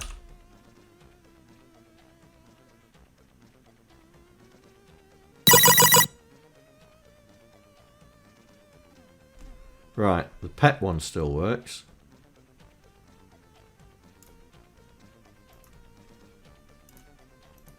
One to 8 should work because that's basically the same. Yeah.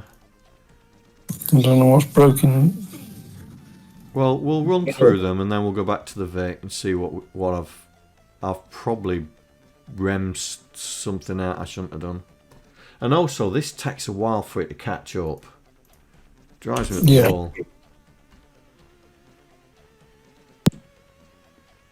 So that's all right.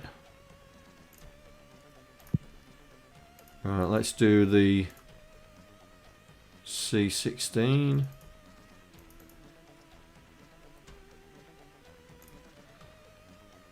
Come on, catch up.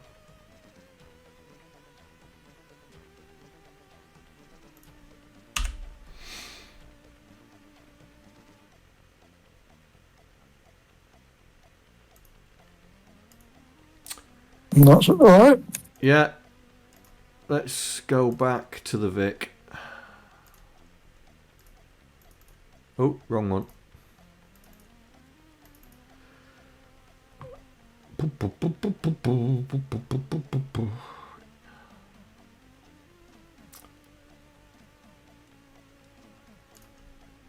Right. F6.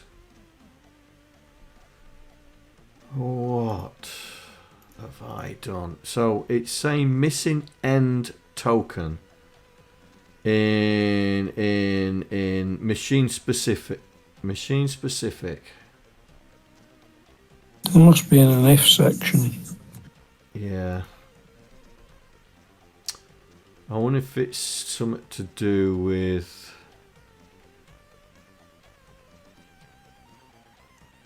Right, I'm just gonna nest that.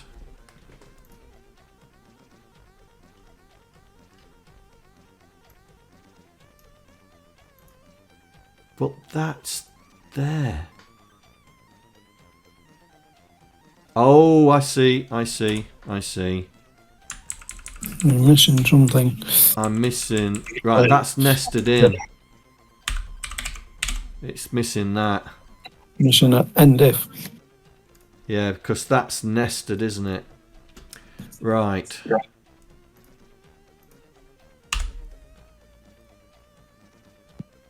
There we go. There we go.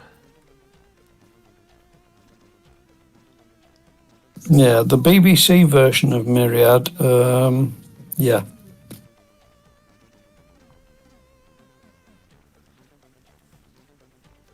Yeah, we tried. It's the IRQ that throws us. It just caused absolute havoc. We got it working in text mode, but as soon as we started doing the sprites, it just threw a spanner.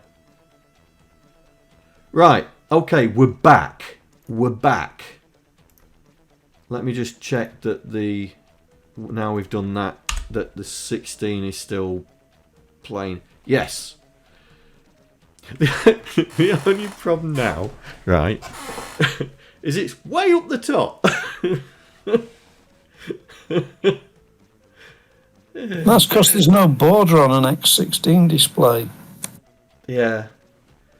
So let's 1, 2, 3, 4, 5. 6. And it's 30 lines, not 25 or whatever. Yeah. Well, it was 24. So if we added 3 lines at the top, that should do it, shouldn't it? Oh, but then I've got to do the colour as well. Just add 3 lines of colour. Yeah. Let's just. There's a note there. It doesn't make any difference because you add lines at the beginning for Vic as well, I think. Anyway, don't you? Yeah. Right, here we go. So let's do this. So if X16 and if. Right, let's just do a quick test. So byte, 3 lines is 120. So spaces for 120. It's a good job Andy's not here. 78. Well, I've changed it. I waited for it to tell me what the hex value was. It's handy, that little thing, isn't it? Yeah. Right. Are we 3 lines down? Yes. Right. We're 3 lines down. And it's centered. That was a lucky guess, wasn't it? Yeah, just add 3 lines of black to your colour. Yep. So let's copy that. Go to the colour. There we go. Put that in, and we want that for that.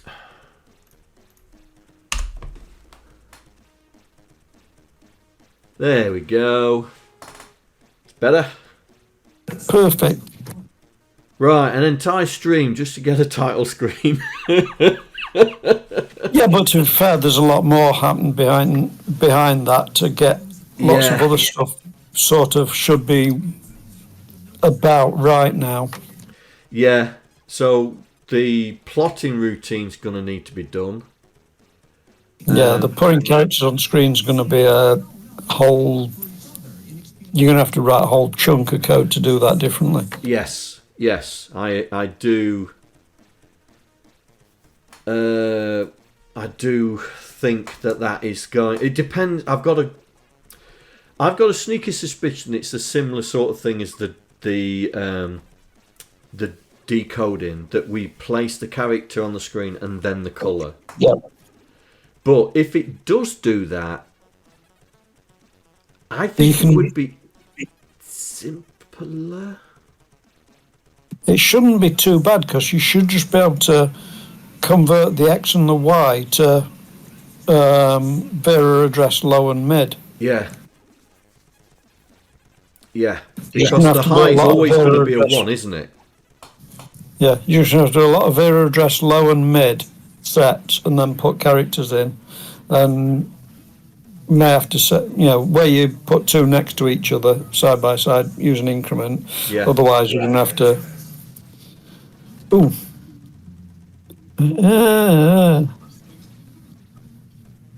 Sometimes it might be quicker to make the increment a whole line and do vertically.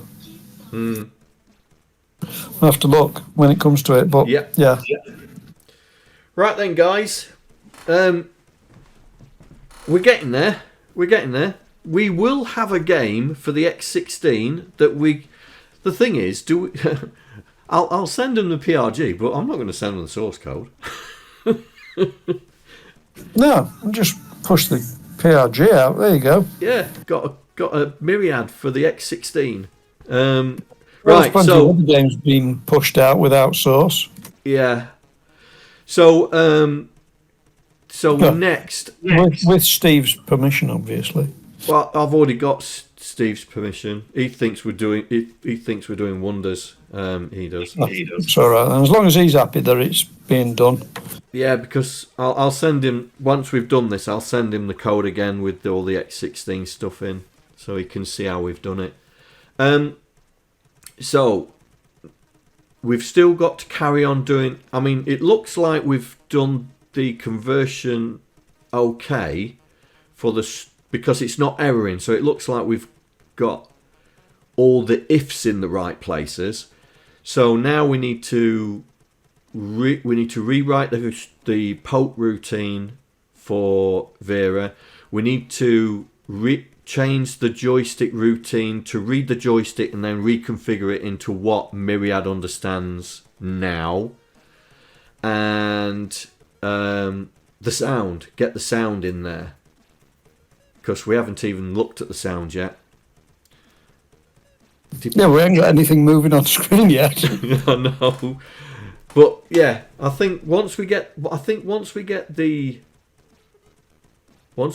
poke system, once we get the screenwriting system done, I think we'll have things moving on the screen. We won't be able to control it yet, but I think we'll be able to have. I think we'll have things moving on the screen, and we'll take it one step at a time. That's a good point, Cold Hands. It was written in, when was it? 1983. It was Steve wrote it in 1983 for the VIC-20. And then he found my reverse engineering videos on YouTube. And then he started joining the streams, didn't he? When we started recoding it for all the different machines. So yeah. All that was pretty much last year, wasn't it? 23. No, it's before that. It's during lockdown. 22. Well, did he go back as far as 21? It doesn't seem like that long. Yeah, it was lockdown. Hang on.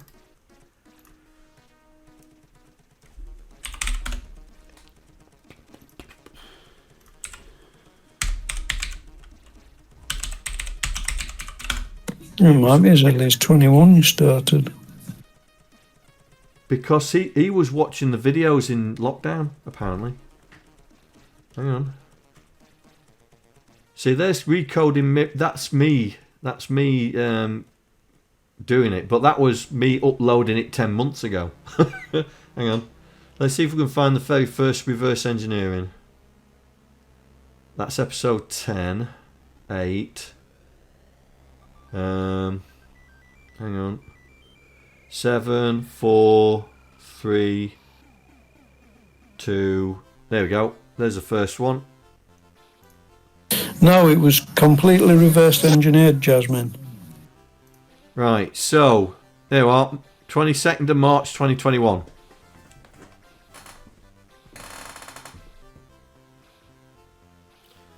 That's when we decided to reverse engineer it.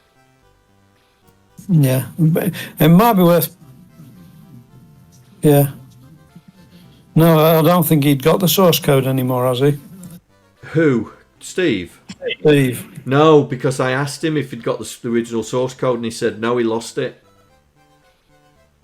So he was interested in how I was tackling the reverse engineering. Yeah, I probably ought to pull up his Amstrad emulator and try and reverse engineer my Amstrad games from 83 through 87, because I don't think I've got the source code for them anymore. Yeah. But he watched all the streams. He didn't skip them. He watched all the streams to see how I was reverse engineering it, and then he started joining the streams when we was recoding it. So we recode. I mean, everything. It might be worth putting something in the source code, you know, in comments at least, as to original date and when the different versions were done.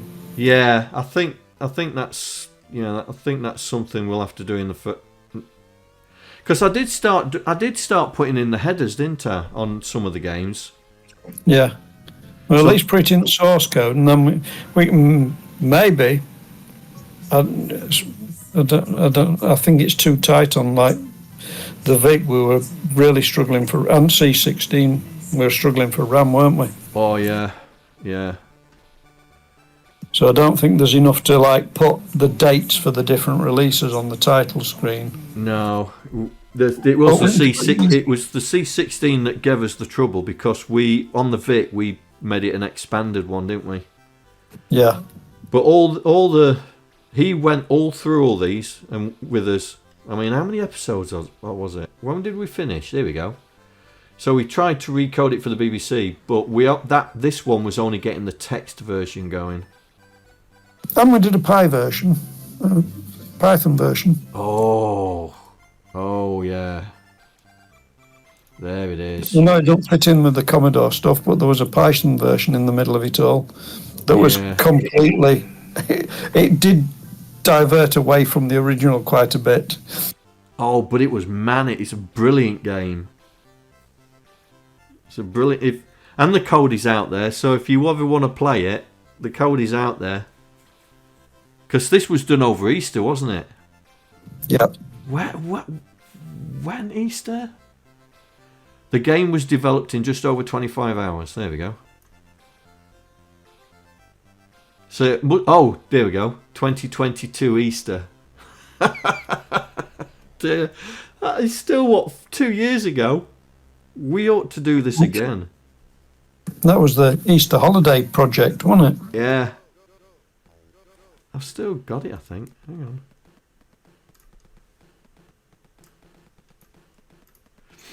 Hang on. Let's see if we can find it. I think it's in the Python directory, isn't it? Python. Myriad, there we go.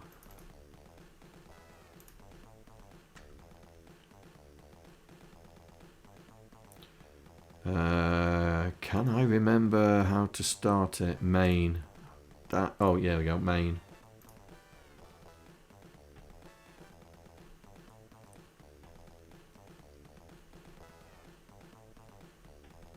This. Oh, what a thing of beauty. Ready, set, go! Round 1. Oh, I can't remember. Round 2. It gets hectic there. Round 3. This is easy The same. as Myriad New high in terms score. of the aliens and the way the game engine is built is the same as Myriad. It's just we added a lot more to it. Yeah. Yeah. So all the Python modules are very similarly built to the way we did the machine language. But then we went bonkers and added people talking and sound effects and backgrounds and spinny things but that was easy, right? So this is what I think it was. Who was it? SP? Was it SP asked for it? Mega hard. That was to throw phase, wasn't it? Oh yeah, it's throw good. phase. Yeah, Yeah. Oh, is it going to run? Are you going to run? Oh, we're in the wrong place, that's why. Run. There we go. Phase kept asking for puppy mode, didn't he, on Nico's run? Yeah, so we've got easy, normal, hard, and then oh no. and it truly is oh no. Ready, set, go! Round 1! New high score! I've got a new high score, I can be proud of it. You just like getting carried away, John. Yeah. Hey, you're doing bloody well there, John. I'm doing alright, aren't I? Round Oh 2!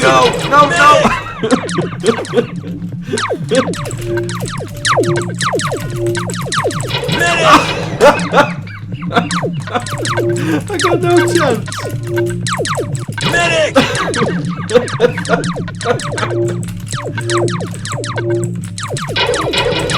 God. Use your shields. Medic!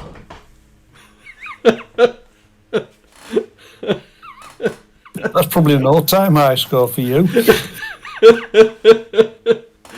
Oh dear. What a wonderful game. Love it. I'm really proud of that one, I tell you. I'm really proud of that game. Right then. Right. Let me... First things first. Is this gitted? No, I need to git that. So I will get that sorted. Oh! No.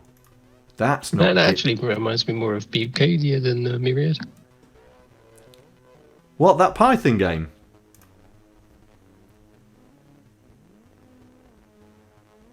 The Python game, did you... Yeah, because Beepcadia had a manic screen full of enemies, didn't it? Oh, yeah. Well, yeah. I suppose. There were similarities, though, with Arcadia and Myriad, wasn't there? There was awful lot of similarities, really. Yeah. Right. Yeah, I'm like 15 seconds behind you lagging, I think. But... That's alright, mate. Right, let me just... I need to add this. Right, so... started X16 code changes. Episode 1. Let's just do that. Right, that's committed that so I don't lose it. Right, I want the X16 folder, learning, open. Do that.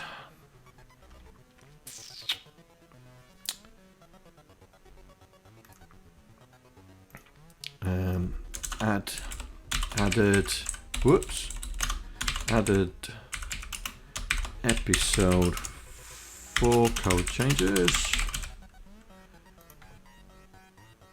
Create a new one.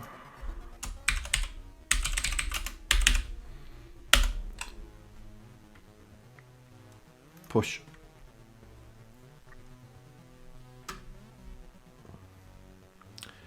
Right, that should be on Git, those changes today.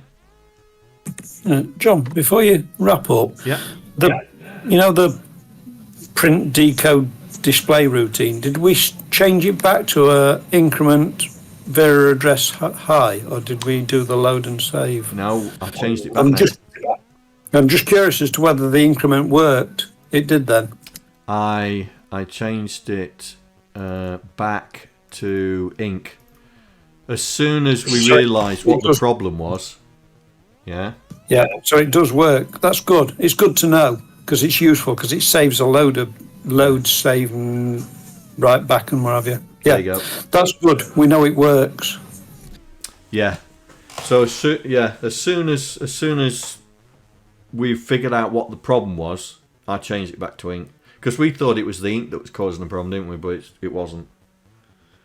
All right then, guys. That's really useful to know that we can do that. Yes. Yeah, that we can directly manipulate using and not have to go through some funny interface. Right then, guys. It's midnight here. Thanks for sticking with us. I don't know how many people are with us now. Because I've lost my Twitch screen. So, next time, we're going to continue making Myriad work with the X16, and hopefully we'll have the display routine sorted out, and we'll have things moving hopefully by then. Alright, well thanks a lot for joining me, and I will see you on Wednesday.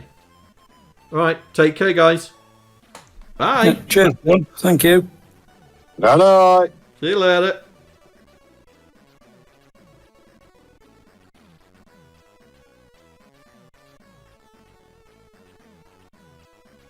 I'd like to thank all the patrons that are contributing to my channel. Without you guys, I wouldn't be able to do what I'm doing right now. Thank you very much.